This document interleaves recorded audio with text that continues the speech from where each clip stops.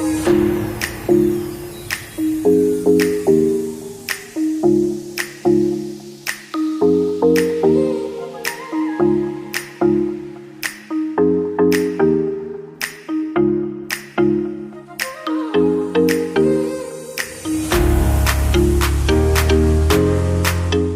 semuanya.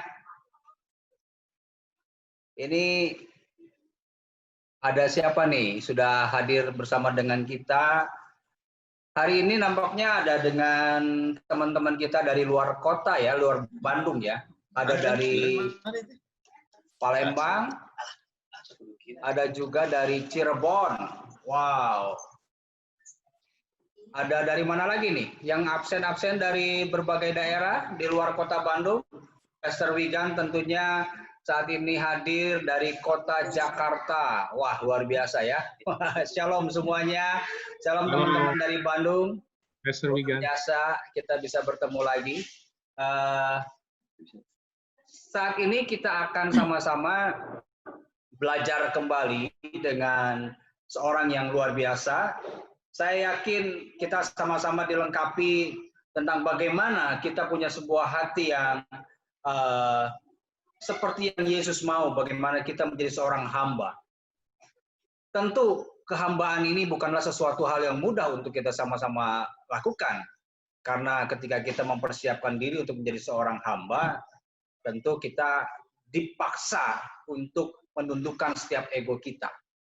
Nah, saat ini kita akan sama-sama dilengkapi oleh seorang hamba Tuhan yang luar biasa. Saya percaya hamba Tuhan ini dipakai Tuhan untuk bisa menyampaikan isi hati Tuhan di dalam hal tersebut.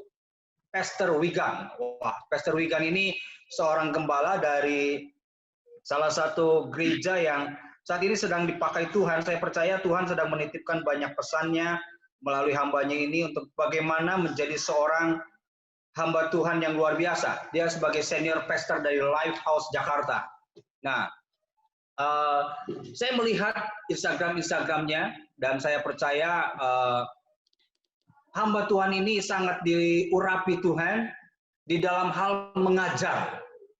Saya melihat pesan-pesannya yang sangat luar biasa, sangat membukakan, sangat menyingkapkan hal-hal yang mungkin selama ini kita pahami sulit dimengerti.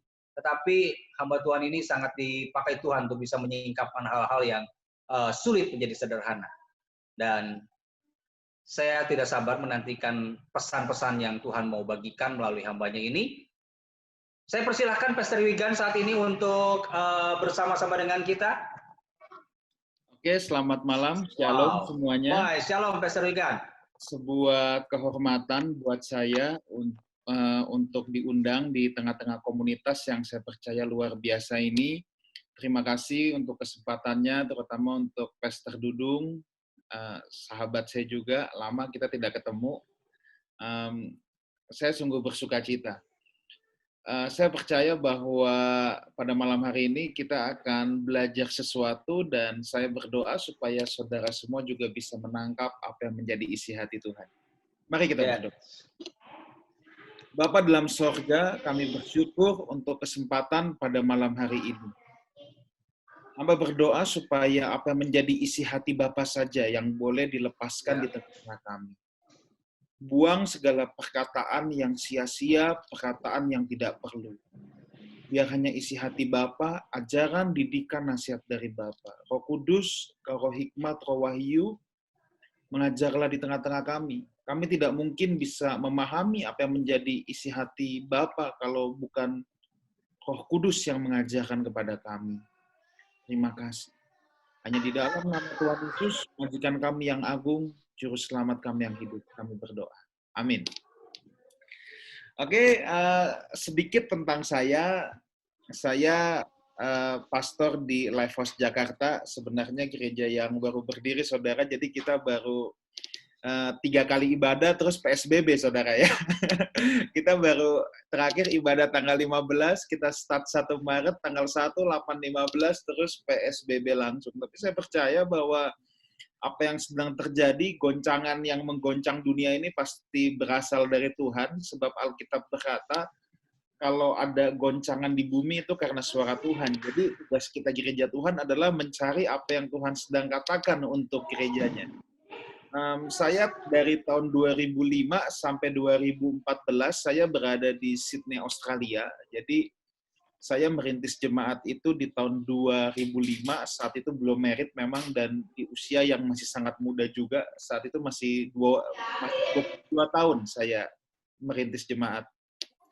Kemudian tahun 2014 saya pulang, saya dipanggil Tuhan untuk pulang ke Indonesia, tentunya tidak mudah, itu hal yang sulit, saudara, ya. Ntar saya cerita sedikit.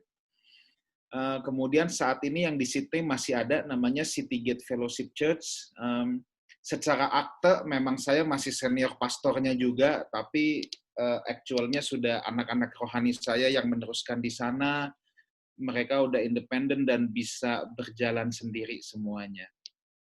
Saya kira itu saja perkenalan dari saya. Saya sudah menikah selama ini tahun ke-10. Kami memang belum dikaruniai anak, tapi kami tetap bersyukur dan menjalani saja semuanya sesuai dengan kehendak Tuhan. Oke, tanpa panjang lebar, saya mau share sedikit saja apa yang saya diminta tentang servanthood, sebuah tema yang saya rasa sangat menarik. Nanti kita boleh ngobrol-ngobrol, kita boleh tanya jawab. Saya ahli menjawab pertanyaan yang gampang, yang susah biar peserta duduk ya. Oke. Mendengar kata servant, saudara, logikanya manusia pada umumnya itu kurang suka yang namanya servant. Semua juga maunya jadi bos lah. Siapa sih yang mau jadi pembantu kan? Siapa sih yang mau jadi hamba? Semua pasti maunya jadi bos. Tapi kekristenan itu memang paradoks, saudara. Kekristenan itu paradoks. Dalam Matius 20 ayat 25 sampai 27 saya akan bacakan dulu. Tetapi Yesus memanggil mereka lalu berkata, kamu tahu bahwa pemerintah-pemerintah bangsa-bangsa memerintah rakyatnya dengan tangan besi, dan pembesar-pembesar menjalankan kuasanya dengan keras atas mereka. Tidaklah demikian di antara kamu, barang siapa ingin menjadi besar di antara kamu, hendaklah ia menjadi pelayanmu, dan barang siapa ingin menjadi terkemuka di antara kamu, hendaklah ia menjadi hambamu. Saya tidak akan bicara panjang lebar tentang ayat ini, tetapi saya cuma ingin mengingatkan lagi bahwa Tuhan Yesus seringkali itu paradoks. Tuhan Yesus seringkali itu paradoks. Semua mau jadi bos, Tuhan suruh jadi hamba. Semua orang mau enak-enak, tiong-tiong, Tuhan malah mintanya jalan Via Dolorosa, jalan salib. Jadi kekristenan itu memang hal yang penuh paradoks sekali. Nah, dan tentang kehambaan ini, saya hanya mau bagikan 4 hal aja yang sangat simpel, 4 hal aja pada malam hari ini. Ada 4 prinsip kehambaan yang perlu kita ingat, yang perlu kita ketahui. Prinsip yang pertama dari prinsip kehambaan adalah prinsip ini. Prinsip more of you, less of me. Prinsip more of you, less of me. Ayatnya ada di Yohanes pasal yang ketiga, ayat yang ke-30.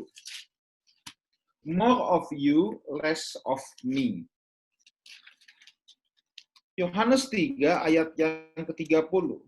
Background dari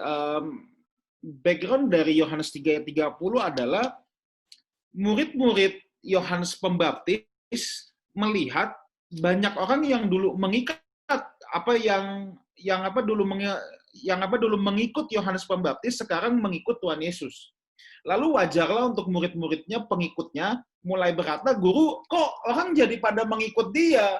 Kenapa orang jadi pada mengikut dia? Tetapi yang luar biasa, Yohanes Pembaptis bilang begini, kalau saudara lihat ayat ke-27 dulu, tidak ada seorang pun yang dapat mengambil sesuatu bagi dirinya, kalau tidak dikaruniakan kepadanya dari sorga.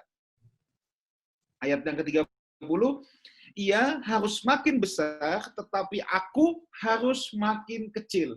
Nah, prinsip kehambaan itu gini, more of you, less of me. He must increase, I must decrease. He must increase, dia yang harus bertambah, aku harus decrease, aku harus semakin berkurang. Tidak ada hamba yang boleh berusaha menyaingi tuannya. Tidak ada hamba yang boleh berusaha mencuri kemuliaan tuannya. Apapun yang seorang hamba lakukan, harusnya memberikan kredit bagi tuannya. Kredit itu bukan untuk dirinya sendiri. Saya yakin setiap kita yang ada di seminar ini pasti berkata bahwa Tuhan saya Yesus kok, saya udah bertuhankan Kristus. Tetapi yang kita harus ingat, saudaraku, bahwa Tuhan itu dari bahasa Yunani kurios. Kurios itu artinya sang pemilik kehidupan. Sebenarnya ketika seseorang memanggil Yesus itu Tuhan, status dia ya sudah hamba Tuhan. Hamba Tuhan itu bukan cuma milik pendeta. Orang yang memanggil Yesus itu Tuhan, sang pemilik kehidupan, kurios. Berarti dia sudah menempatkan dirinya sebagai hamba. Sebab manusia itu tidak bisa hidup dalam daerah yang tidak bertuan. Dia mau jadi hamba Tuhan atau hamba setan. Pilihannya cuma dua aja. Kita tidak bisa berkata, aku nggak mau jadi hamba siapa-siapa, aku mau jadi Tuhan atas diriku sendiri. Hidup yang suka-suka adalah hambanya setan. Yang dimiliki oleh setan. Sebab manusia ini memang tidak bisa digaris tengah. Dia mau dimiliki Tuhan atau dimiliki setan. Dulu kita di penjara setan, ditebus masuk ke penjara Tuhan. Satu kali saya khotbah di gereja cukup besar ketika saya berkata penjara Tuhan, saya diprotes keras. Katanya itu konotasinya negatif. Ya, tapi memang penjara Tuhan, saudara. Makanya Paulus berkata, aku ini tawanan roh.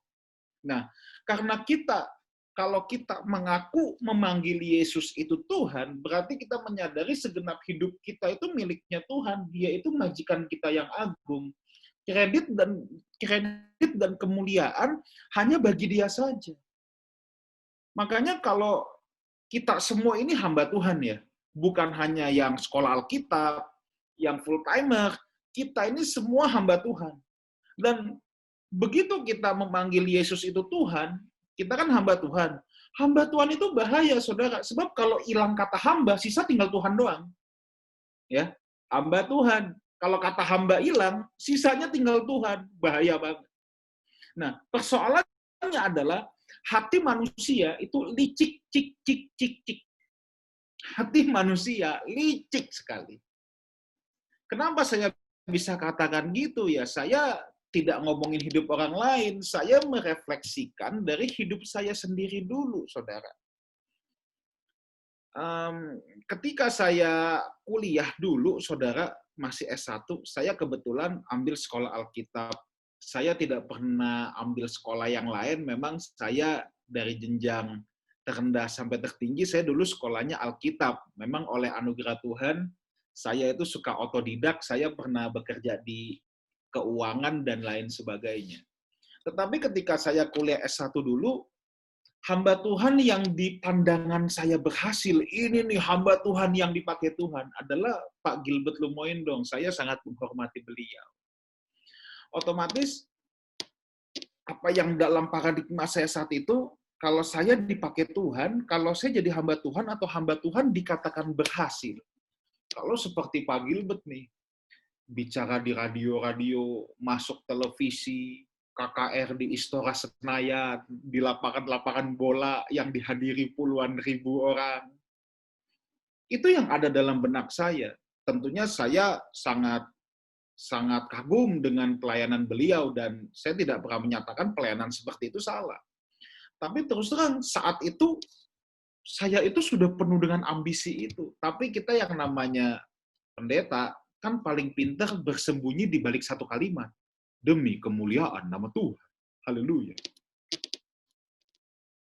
Ya, jadi saya dalam hati kecil saya sangat mau punya hal-hal seperti itu. Ketika saya mulai dari kuliah, dapat kesempatan bicara di radio, wah saya senang banget. Saat itu saya udah berpikir masa depan saya cerah juga. Belum lagi saya mulai berkhotbah dari semester 3. Teman-teman belum khotbah, saya sudah aktif berkhotbah. Waktu semester 7, ya, 6 atau 7, saya lupa, itu pertama kalinya saya dipercaya mimpin KKR di daerah Cibubur, dan yang datang ada sekitar 2.000 sampai 2.500 orang. Dan saat itu saya semakin pede dan berkata, masa depan saya cerah juga nih jadi hamba Tuhan. Coba bayangkan. Tapi saat itu ya, saya itu masih berpikir, ini untuk kemuliaan Tuhan. Coba. Betapa hati manusia itu licik. Melewati tahun-tahun panjang, saya tuh baru menyadari ketika saya refleksi, jujur, ya untuk kemuliaan Tuhan, tapi di sana ada bendera Wigan yang mau ikut nyelip naik. Itu yang saya katakan hati manusia licik. Saya sangat punya ambisi, dan ketika kesempatan itu datang, sekitar waktu saya pulang dari Australia, memang Tuhan mulai bawa saya pelayanan ke tempat yang gede-gede. Satu kali saya lagi khotbah di satu gereja yang saya nggak sebut namanya, kira-kira kapasitas 4 sampai 5.000. Waduh, itu kan modelnya udah kayak teater, gelap, panggungnya aja lebar banget ya, panggungnya ujung ke ujung bisa 50 meter, bisa 50 meter. Wah, itu saudara, ketika kami undang hambanya, Pastor Wigan Sugandi, itu serasa saya mau terbang. Untung badan saya berat juga, kalau enggak saya udah melayang mungkin ya. Tapi di situ saya menyadari, aku sakit jiwa. Aku nih kenapa Tuhan? Aku nih kenapa? Saya sadar, saya sakit jiwa.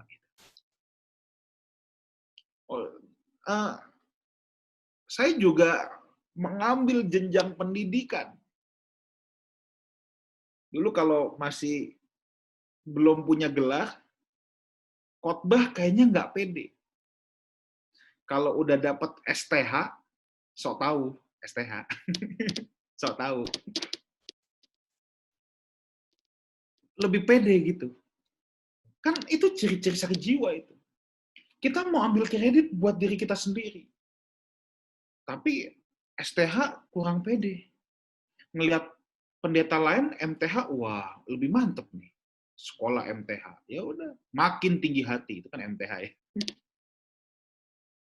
Akhirnya sudah ambil MTH, ngeliat, waduh, kalau nggak dokter, kagak mantep nih. Statusnya sih hamba Tuhan, tapi terus maunya dapat kredit. Udah dokter, wah ada masa-masa. Kalau saya diundang, di flyer itu kurang gelar dokter, ada rasa gimana gitu. Kok gelar gue nggak dicantumin? Tuh coba, sakit jiwa nggak coba? Kami undang hambanya, Bapak Pendeta, Dr. Wigan Sugandi. Kayaknya kalau nggak ada dokternya kurang pas gitu. Nah, aduh udah deh. Tapi di situ saya tuh belajar. Hati manusia itu licik. Licik, cik, cik, cik. Selalu kita bersembunyi di apa balik? Demi kemuliaan nama Tuhan. Aku mau makin efektif buat Tuhan. Dan lain sebagainya. Bukannya salah ambil sekolah tinggi. Tapi kita harus menakar diri kita. Apakah kita sedang mau ambil kredit di situ atau tidak? Itu yang jadi persoalan. Dan ini sifatnya batiniah. Orang nggak ada yang tahu. Asli nggak ada yang tahu. Kalau kita nggak jujur dengan diri kita sendiri dan ketemu Tuhan, kita nggak tahu kelicikan-kelicikan hati manusia. Tapi yang namanya kalau hidup kita dimiliki oleh Tuhan, kita nggak berhak sama diri kita sendiri. Sekalipun kita dicurangi, kita diliciki, kita dijahati, yang namanya hamba, kita tidak boleh mempersoalkan itu. Dan kalau semua milik Tuhan, ya sudah. Maka saya ketika merenungkan ini, saya merenungkan dulu proses hidup saya yang habis-habisan.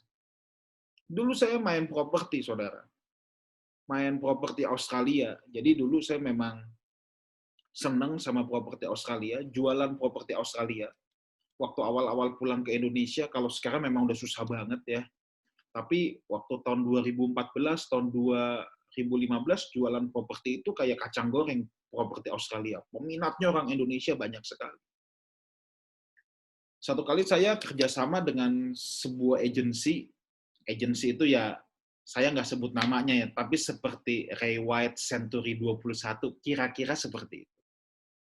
saya kerjasama dengan mereka, jadi mereka refer klien, saya yang yang maju jualan semua. Karena knowledge saya punya, barang saya punya.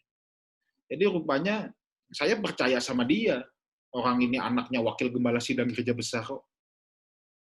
Saya percaya, nggak taunya kliennya udah mau, tinggal close deal, dia bilang sama saya, batal bro, batal. Ya, saya percayalah, saya polos-polos aja. Nggak taunya dia pakai skill saya, dia pakai kemampuan saya semua, sampai udah pilihin unit, detik terakhir saya digunting. Saya digunting, dia kerjasama dengan agen lain yang mau kasih komisi lebih besar. Jadi agen Australia itu kasih komisi lebih besar karena dia nggak mau kerja. Nah, dia kan kagak mungkin bisa jualan, orang dia nggak punya skill, orang nggak tahu Australia, jadi dia pakai tenaga saya, kemudian dia mau gunting di detik terakhir sama agent lain. Awalnya saya nggak tahu, tapi kan lama-lama ya ketahuan lah orang dunia properti Australia cuman segitu-segitu doang kok. Wah, pas saya tahu, saya sakit hati, saudara. Rasanya saya mau memperkarakan, dan by law, wah itu bukan duit kecil. Harga properti aja hampir 15 miliar, bayangin aja. Itu harga propertinya hampir 15 miliar. Komisinya aja berapa ratus juta dong, pasti. Kalau 3% aja udah berapa? Udah hampir gopek tiau. Saya mau memperkarakan itu. Dan by law, saya bisa memperkarakan itu. Saya bisa tulis email ke developer, saya membuktikan bahwa saya yang sudah duluan semua. Sangat bisa. Tapi tiba-tiba ada suara dalam roh saya, dalam hati saya yang kira-kira ini, diam. Waduh, saya diam, coba. Saya diam. Disinilah pentingnya kita harus jujur terhadap diri kita sendiri dan terbuka sama Tuhan. Sebab hati manusia itu licik. Dan ketika saya jujur di hadapan Tuhan, wah ini udah dijahatin, kita mau memperkarakan, Tuhan suruh diem. Saya ikut diem, saya tidak memperkarakan. Saya pikir nilai saya lumayan bagus dong. Di hadapan Tuhan, orang kita habis dijolimi kok. Kita kan habis dijolimi. Tapi saat bertemu dengan Tuhan itu, saya tuh, gini saudara, kalau sebagai gambaran tuh suka kayak anak kecil minta rapot bayangan. Kan kalau saudara punya anak tahu kan ya, jadi sebelum terima rapot beneran kan, kita minta rapot, kan suka dibagiin rapot bayangan. Rapot bayangan adalah seandainya saat itu juga terima rapot, ya begini. Tujuan rapot bayangan kan, kalau rapot bayangannya jelek, ini masih ada ulangan umum nih, masih bisa memperbaiki. Kan tuh begitu. Nah saya, waktu Tuhan berapa nilaiku Tuhan? Ya ini sih memang subjektif ya, tapi dalam dialog itu seakan ada 3. Kok udah ngalah dapet 3? Saya nggak mempersoalkan loh. Aku dijolimi, aku diem loh, tapi 3. Saya tuh suka berdialog dengan diri saya sendiri. Terus seperti ada yang kasih tahu saya gini, kamu diem, kamu nggak lawan, tapi dalam hatimu, sialan tuh orang, gitu. Sialan tuh orang. Itu yang saya bilang, hati manusia licik, cik, cik, cik. Kalau kita nggak belajar setiap hari koreksi diri di hadapan Tuhan, kita nyaris tidak bisa membaca kelicikan hati manusia. Dan kalau kita nggak bisa membaca kelicikan hati manusia, kita sulit untuk punya prinsip more of you, less of me. Karena manusia itu selalu mau ambil kredit bagi dirinya sendiri. Dan saya saat itu sangat terinspirasi dengan ayat ini. Tidak ada seorang pun yang dapat mengambil sesuatu bagi dirinya kalau tidak dikaruniakan surga kepadanya. Jadi even saya sudah dijolimi pun, saya harus pahami bahwa tidak ada yang bisa mengambil bagian bagi dirinya sendiri loh kalau surga tidak mengaruniakan. Singkat cerita, sebenarnya saya jarang menceritakan kelanjutannya. Takut orang salah kaprah. Asli, takut orang salah kaprah. Saya tuh lebih tertarik di bagian depannya. Bagian depannya ini proses yang sedap untuk saya. Sebab kemudian, saudara, biasanya kalau fail itu nanti ada ujian ulang. Dan Tuhan tuh kayak suka bercanda. Saya tuh sudah tahu, ini nilai saya jelek. Saya tuh dalam hati gini, siap-siap gue ditusuk orang lagi. Ya jelek, pasti ada ujian ulang dong. Siap-siap nih gue kena tepu lagi. Tapi Tuhan tuh kadang-kadang suka bercanda, saudara. Tahun 2016,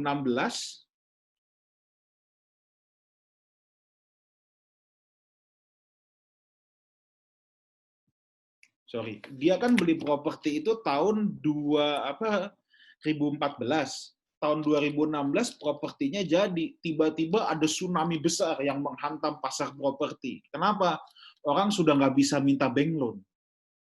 Wah, itu banyak yang nggak bisa settle, saudara. Kalau nggak pinjaman bank kan berat juga orang suruh keluarin cash cap goem gitu. Nah, kebetulan saya tuh punya relasi yang sangat baik dengan HSBC Australia. Jadi saat itu banyak yang nggak bisa tembus loan, klien saya semua goal semua. Kita di 2014 sempat jualan banyak sekali properti. Klien saya goal semua, saya punya relasi. Saudara mau tahu caranya Tuhan bercanda gimana? Itu orang yang nusuk saya dulu bisa nyamperin saya, minta tolong saya golin loan atas properti itu. Gila nggak coba? Tapi di situ saya belajar. Saya bantuin dia sampai gol. Dan di situ ujian. Saya udah bertekad, Tuhan, aku nggak boleh gagal. Aku harus naik kelas kali ini. Tuhan tuh kadang-kadang suka bercanda, saudara.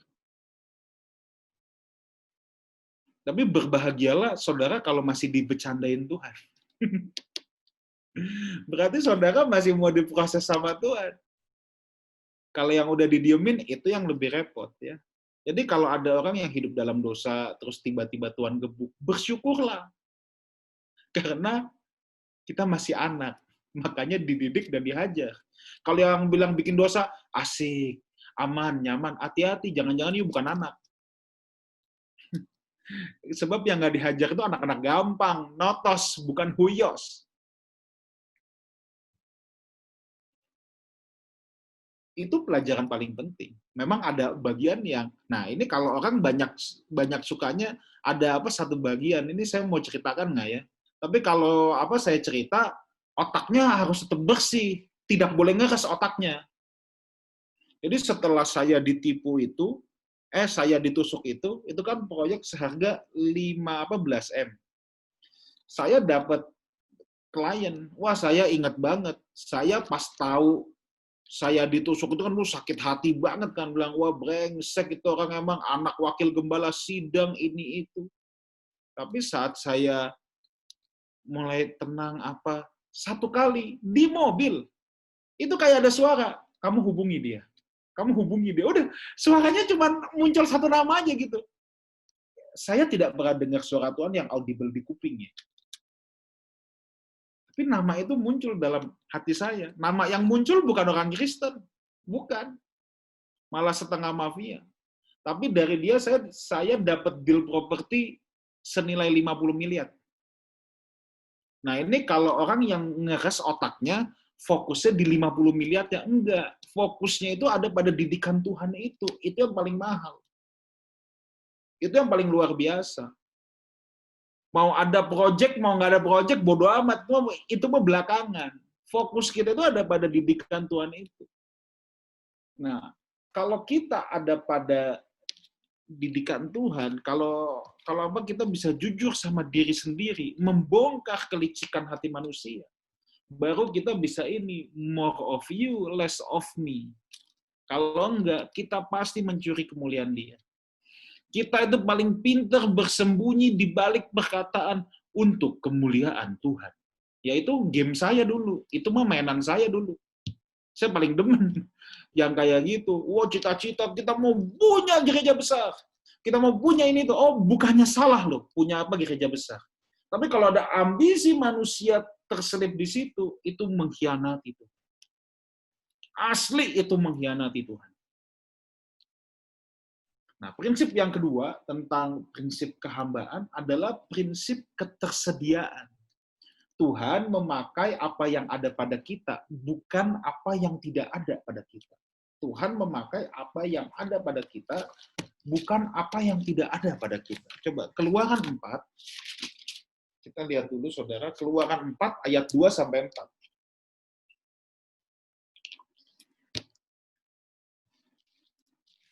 Keluaran 4 ayat 2 sampai 4. Ini kan ketika Musa membunuh orang Mesir terus dia lari. Ya. Tuhan berfirman kepadanya, apakah yang di tanganmu itu? Jawab Musa, tongkat. Firman Tuhan, lemparkanlah itu ke tanah. Dan ketika dilemparkannya ke tanah, maka tongkat itu menjadi ular, sehingga Musa lari meninggalkannya. Tetapi firman Tuhan kepada Musa, ulurkanlah tanganmu dan peganglah ekornya. Musa mengulurkan tangannya, ditangkapnya ular itu, lalu menjadi tongkat di tangannya. Kalau saudara baca ayat ini, apa yang ada dalam benak saudara? Satu hal yang kita harus ketahui gini, saudara. Kalau Tuhan bertanya sesuatu sama kita, itu bukan karena Tuhan tidak tahu jawabnya. Tuhan tahu jawabnya.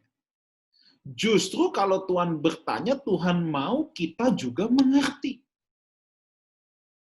Jadi kalau Tuhan tanya itu bukan karena Tuhan nggak tahu jawabnya, tapi Tuhan mau kita juga mengerti. Kalau Tuhan bikin mujizat pun, itu bukannya dengan tujuan supaya, wah hebat ini. Enggak.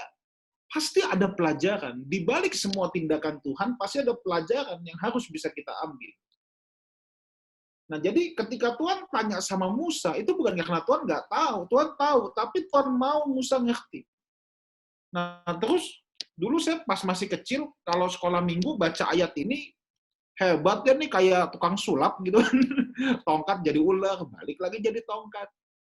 Tapi hari ini saya percaya bahwa ada makna rohani, ada suatu pelajaran yang Tuhan mau Musa ngerti. Ketika tongkat itu dilepas jadi ular, bagi saya pribadi, itu menggambarkan gini. Apapun yang kita serahkan dalam tangan Tuhan, benda mati pun bisa menjadi sesuatu yang menghidupkan. Tetapi ketika Musa ambil lagi, tongkat itu, ular itu, ketika kita ambil lagi, ya itu akan jadi benda mati lagi. Jadi apapun yang kita serahkan dalam tangan Tuhan, itu bisa menjadi suatu hal yang menghidupkan, saudara. Nah, kalau saudara perhatikan Alkitab nanti ke belakang, sejak saat itu, tongkat Musa tidak pernah disebut lagi sebagai tongkat Musa, tetapi tongkat Allah. Tongkat Musa sejak saat itu disebut sebagai tongkat Allah. Di sini apa yang ada pada Musa? Hanya tongkat. Itulah prinsip ketersediaan. Tuhan ingin memakai apa yang ada pada kita, bukan apa yang tidak ada pada kita. Yang penting adalah kemauan kita.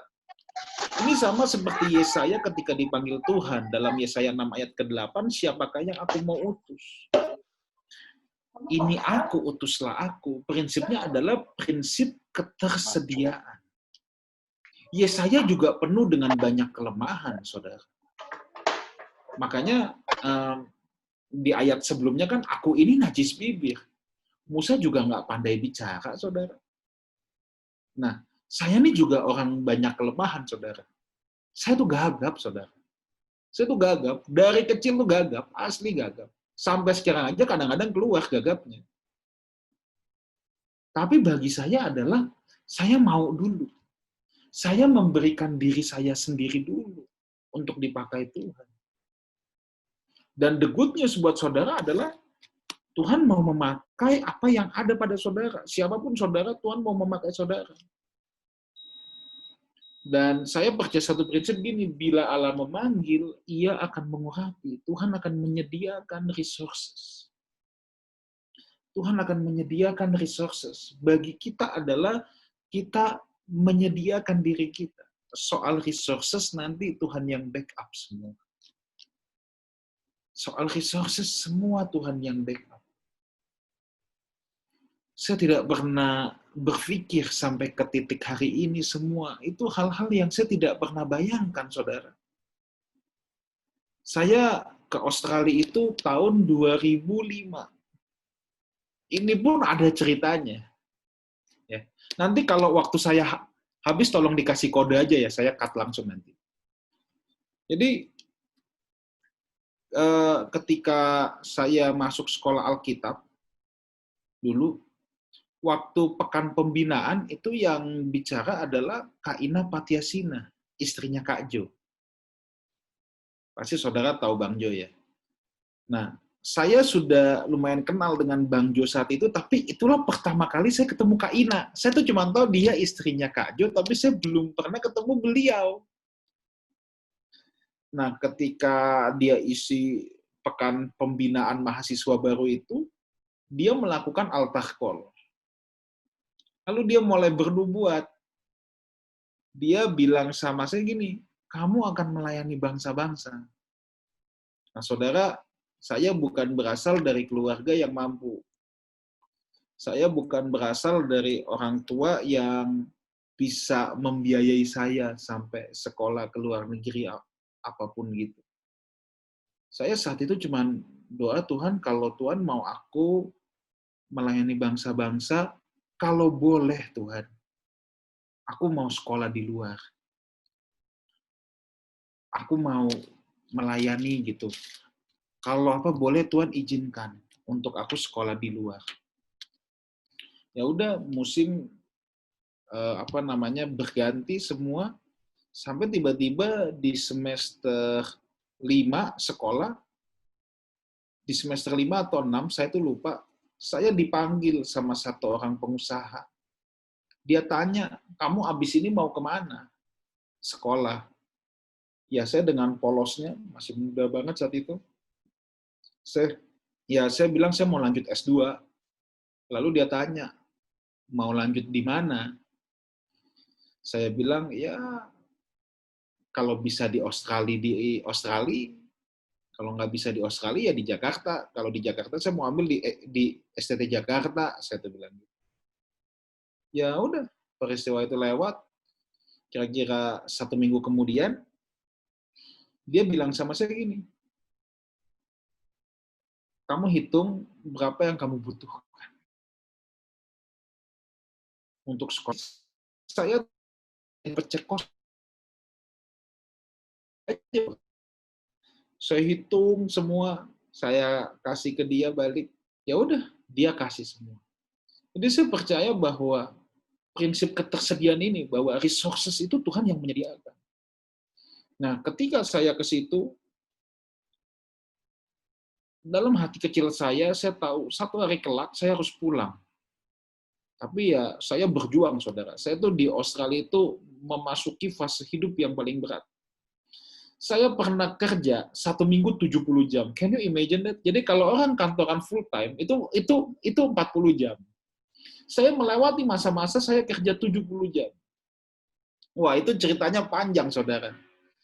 Singkatnya, saya S1 di Jakarta, tapi sekolah Alkitab di Indonesia itu under Departemen Agama, bukan under Departemen Pendidikan. Saat saya mau masuk S2 di Australia, itu sekolahnya Assembly of God, saya adalah murid Indonesia pertama. Murid dari Indonesia pertama. Dia tuh bilang, akreditasi sekolah lu nggak ada katanya. Dia cari di website Depdikbud.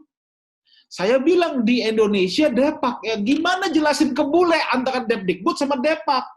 Sampai ayam tumbuh gigi juga nggak akan mengerti dia. Akhirnya S1 saya cuma diakui sebagai D3. Saya harus ulang. Jadi saya dari D3 lagi ambil S1, ambil BTH.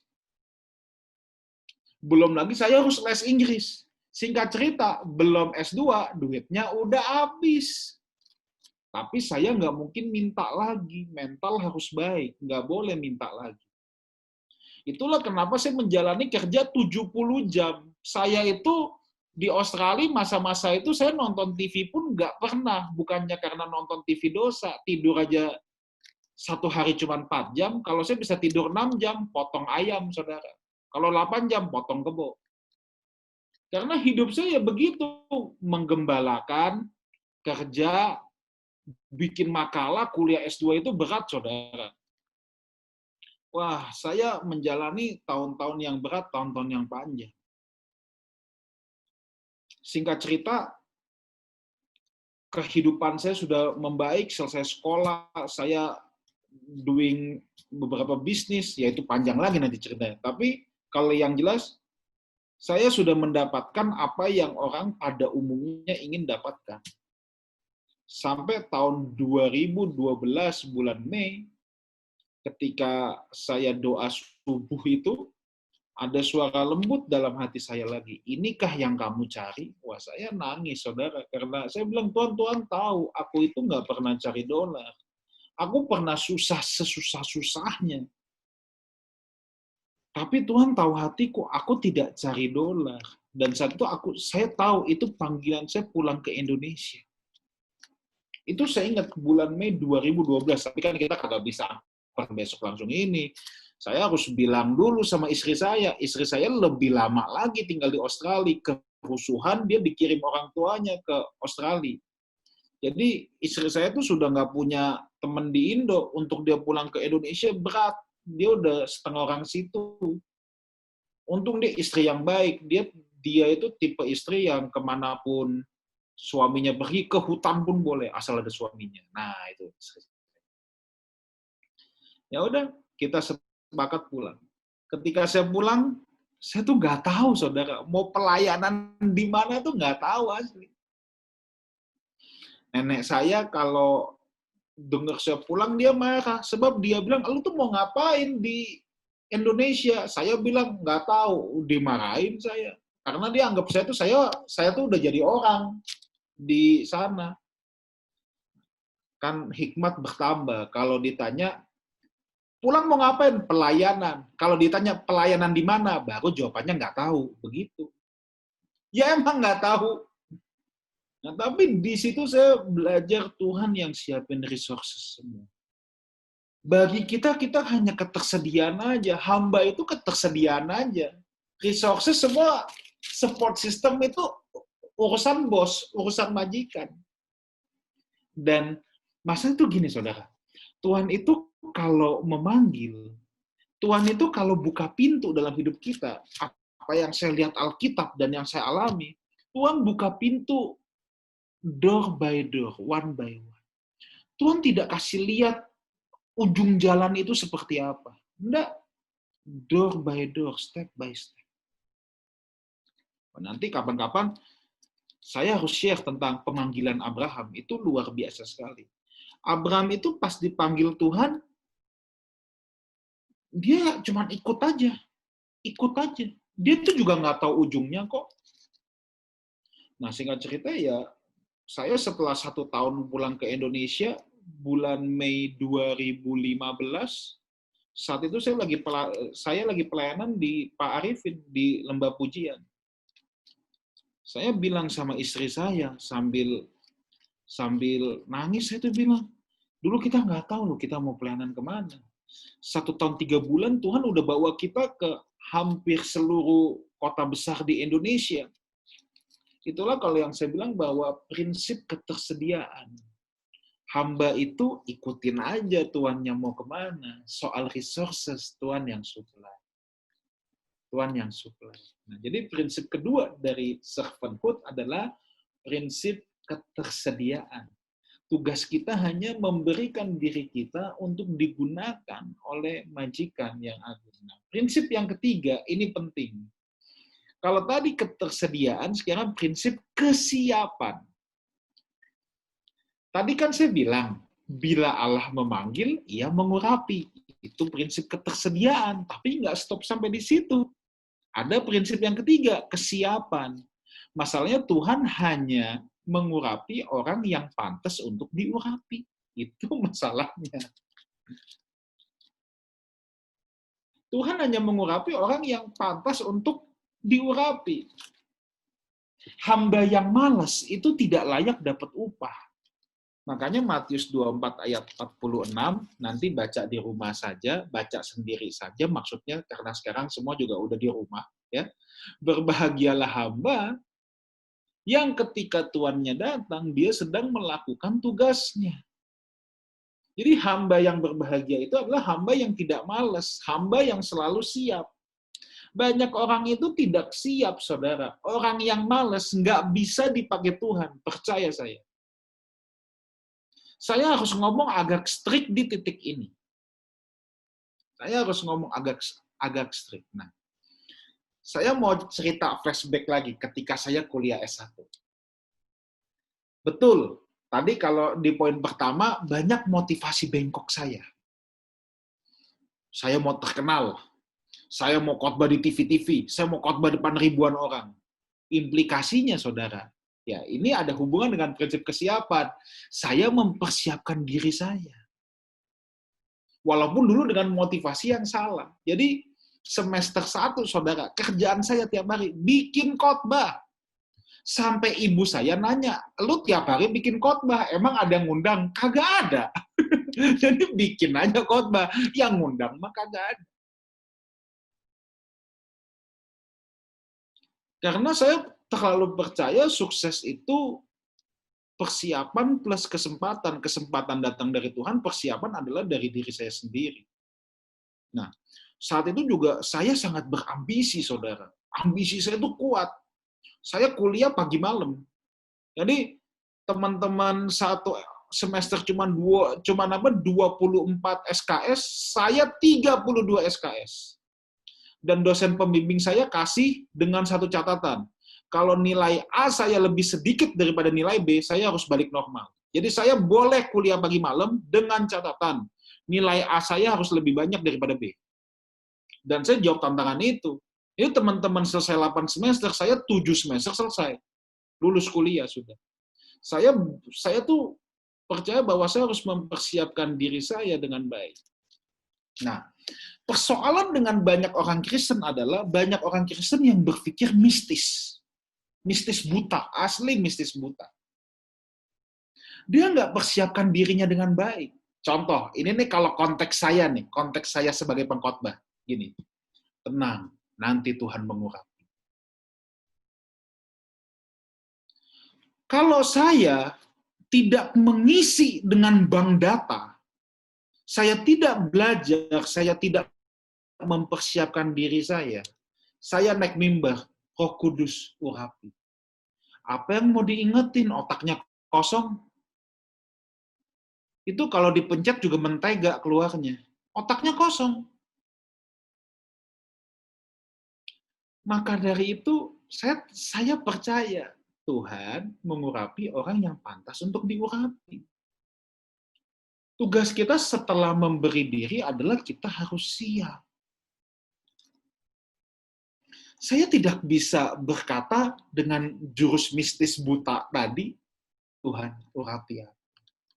Loh pertanyaannya, yuk pantas diurapi nggak? Itu persoalannya. Orang tuh kalau sudah terlanjur berpikir mistis, kadang-kadang jadi bodoh. Bodoh, asli. Kan banyak orang tuh suka, gini loh, nggak apa-apa, yang penting Tuhan beserta kita. Seperti Daud mengalahkan Goliat. Saya bisa kasih penjelasan logis. Tuhan itu penuh perhitungan. Nggak bisa enak aja. Daud memakai ketapel. Kenapa? Memang itu yang ada pada dia. Itu adalah hal yang dia pakai setiap hari. Daud itu biasa dengan ketapel, itu untuk menghadapi binatang-binatang buas. Dalam lari lincah aja, dia bisa hajar. Saudara jangan pikir Daud mengalahkan Daud itu ya. Pas Daud lepasin batu, batunya diambil malaikat, terus ditaruh di jidatnya Goliat. Itu namanya mistis bodoh. Yang betul adalah Daud itu sudah sangat terlatih dengan ketapel. Saya bayangkan kalau ada pohon beringin, udah botak kali itu, dihajar Daud tiap hari. Nah biasa lawan binatang buas, sambil lari pun dia bisa. Goliat itu kan memang gede, tapi kan baju jiranya aja berat, gerakannya lambat. Buat Daud gampang sekali.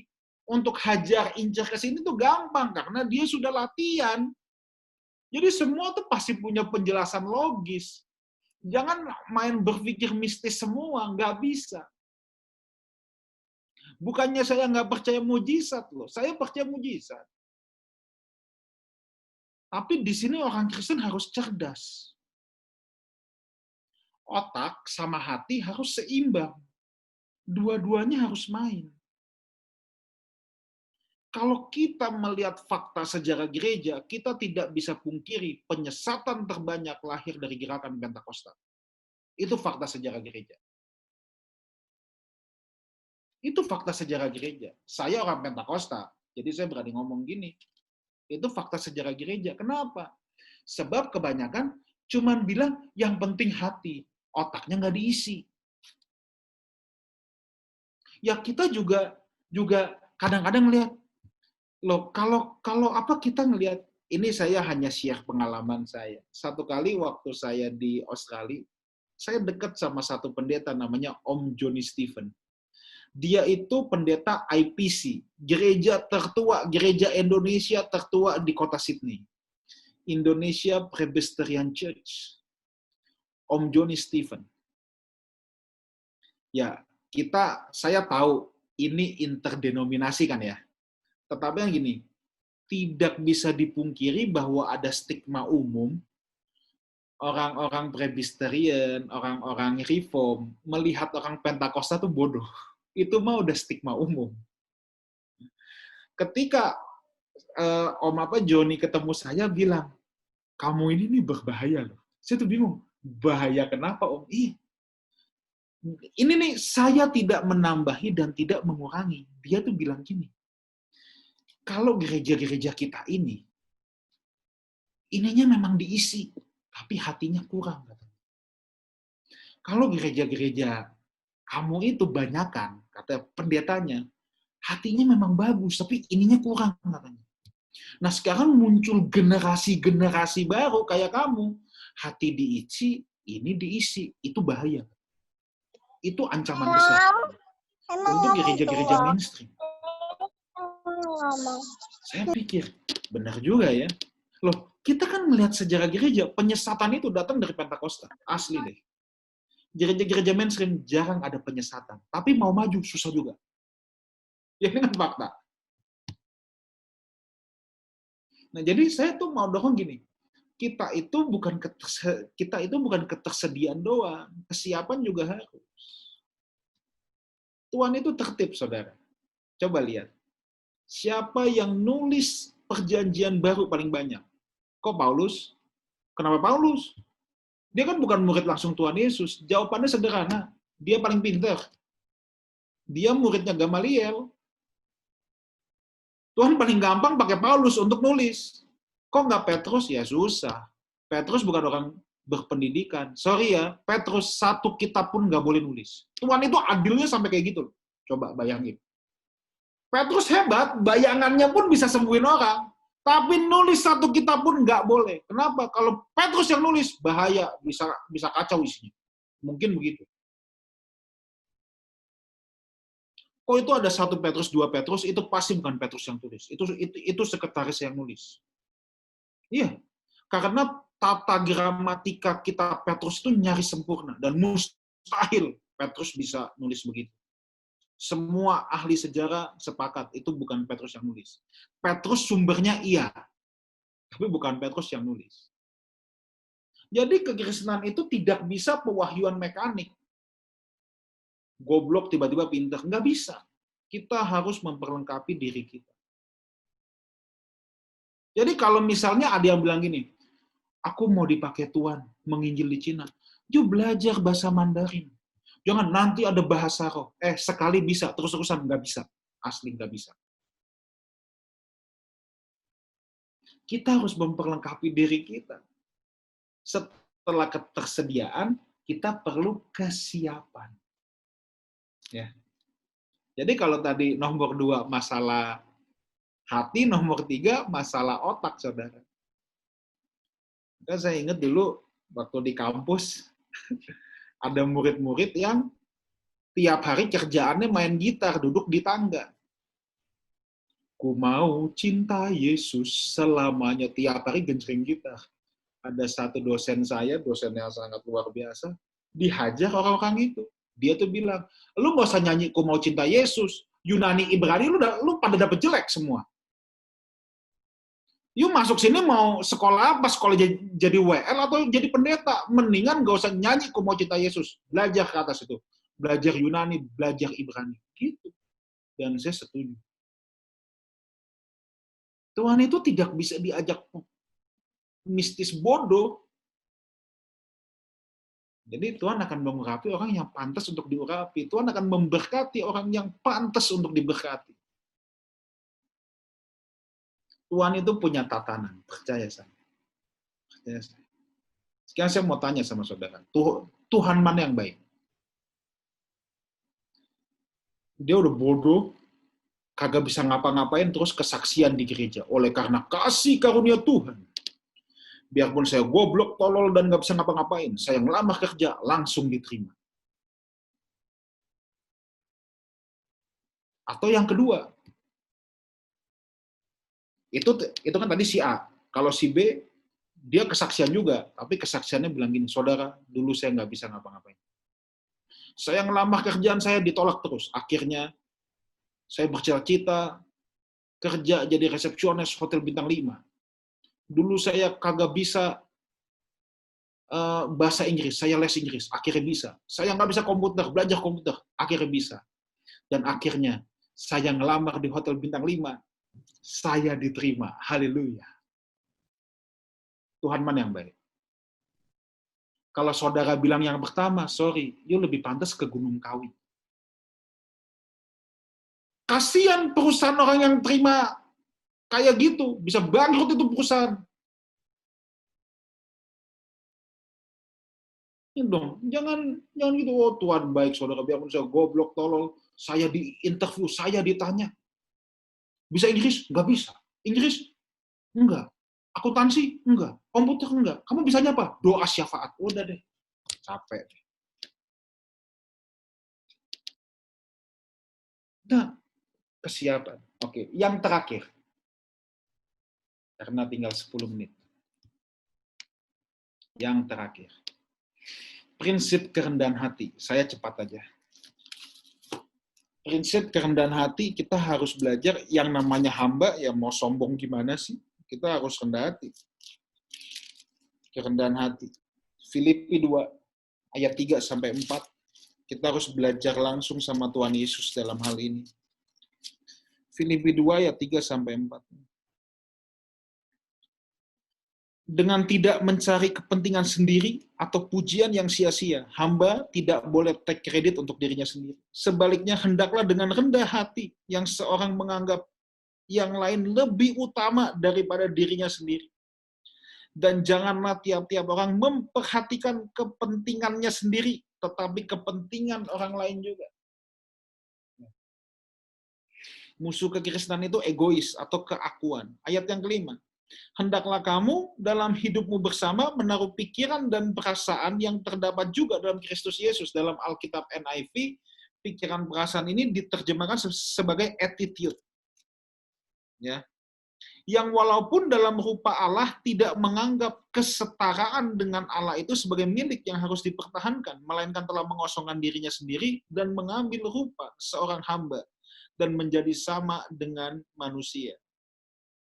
Dan dalam keadaan sebagai manusia, ia telah merendahkan dirinya dan taat sampai mati, bahkan mati di atas kayu salib. Yesus yang memiliki kesetaraan dengan Allah, ketika dia merendahkan dirinya, dan kita harus belajar ini dari sama Tuhan, dia lepaskan atribut kealahannya, ya, dia ambil di tempat yang paling bawah. Bahkan dia turun, dia ambil tempat yang paling bawah. Itulah sebabnya ketika Yesus di bumi ini direndahkan, kalau saudara nonton film Passion of the Christ, Yesus itu sangat direndahkan, saudara.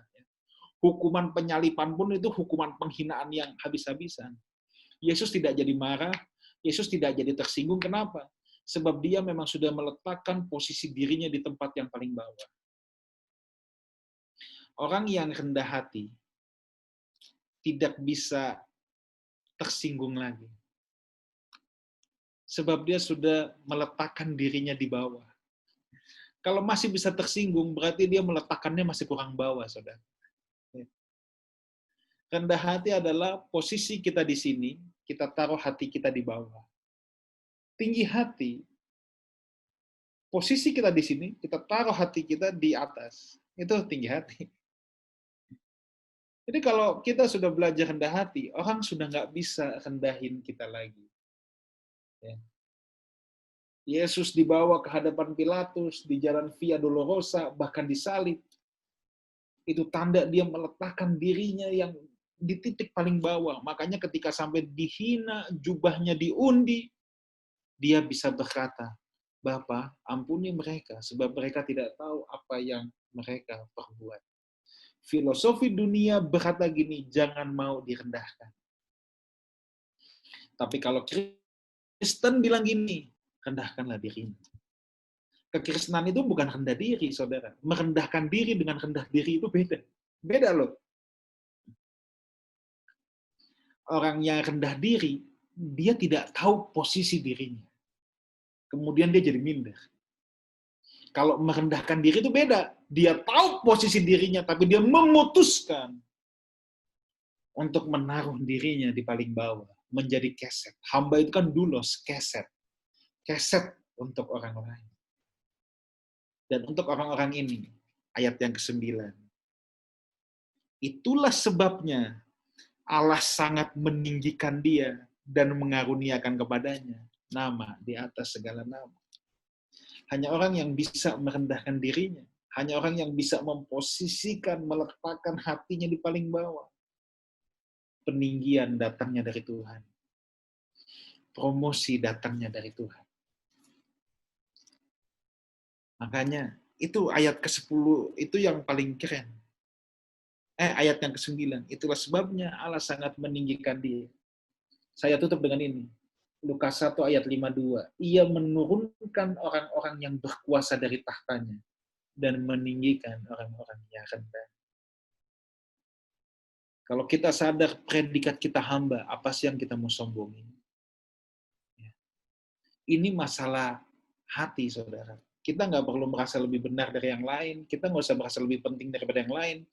Kita nggak perlu merasa lebih hebat daripada yang lain. We just a servant. Jangan punya harga diri, jangan. Jangan, asli. Jangan. Nilai diri kita itu cuma satu, Kristus.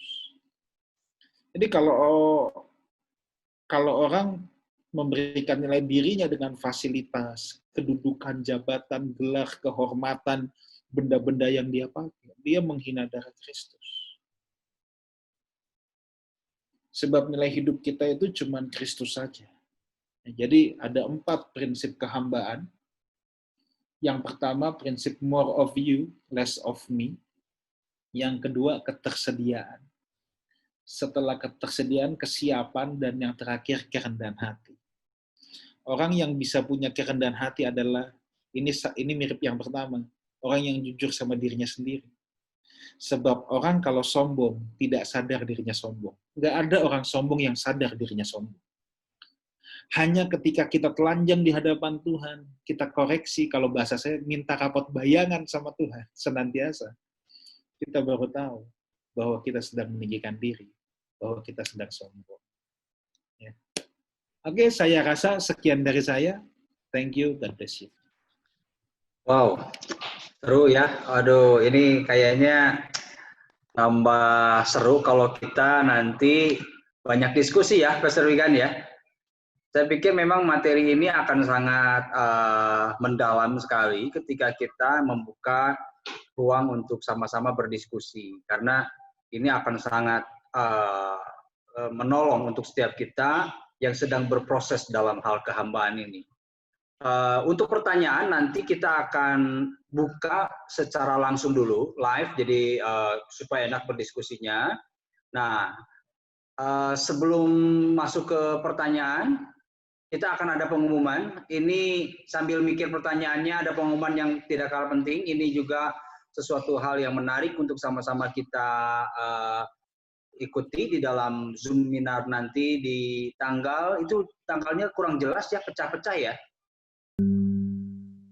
Itu bicara tentang New Era of Education. Jadi akan dibawakan oleh Pastor Samuel Saputra yang akan dilakukan pada tanggal bulan 24 Juni ya, 24 Juni. 24 Juni jam 19 ya, kita akan sama-sama seperti jam biasa kita melakukan seminar ini. Kita akan bicara tentang New Era of Education dibawakan oleh Pastor Samuel Saputra dan Ina Saputra. Pastikan untuk setiap kita semua yang di sini hadir dan juga boleh ajak teman-teman, saudara yang sama-sama ingin belajar mengetahui tentang pendidikan ke depan itu seperti apa sih. Kalau ada new normal, kehidupan yang normal yang baru, tentu itu pun akan berdampak pada gaya pendidikan yang baru di dalam beradaptasi dengan budaya baru tersebut. Nah, saat ini kita akan sama-sama membuka forum tanya jawab. Kita akan diskusi lebih dalam lagi, mungkin bisa berbagi pengalaman, mungkin ada hal-hal yang perlu diperjelas.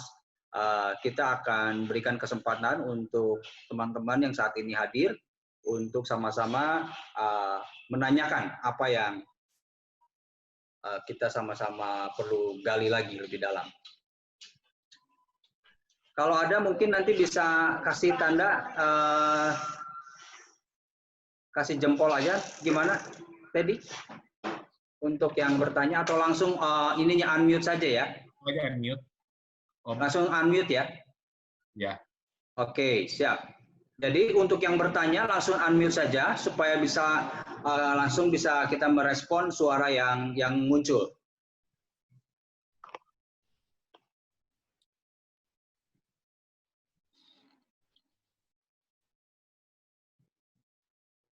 Saya mau nanya dong. Ya.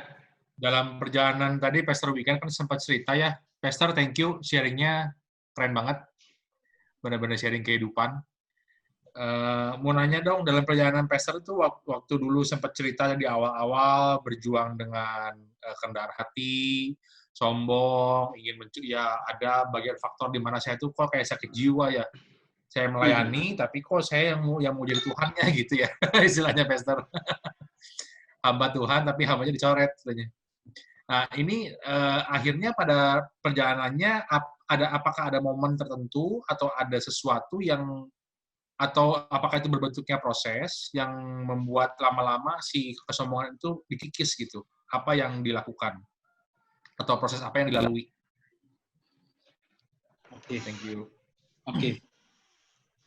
Apa yang saya percaya dan yang saya alami itu adalah proses. Jadi gini, dalam diri kita itu, kalau saya pakai bahasa yang agak ekstrim ya, itu musuh kita itu memang diri kita sendiri. Jadi ada monyet dalam diri kita yang harus dimatiin memang. Dan monyet ini kalau nggak dimatiin, kalau dikasih makan terus, lama-lama jadi King Kong. Sampai tidak bisa dimatiin lagi.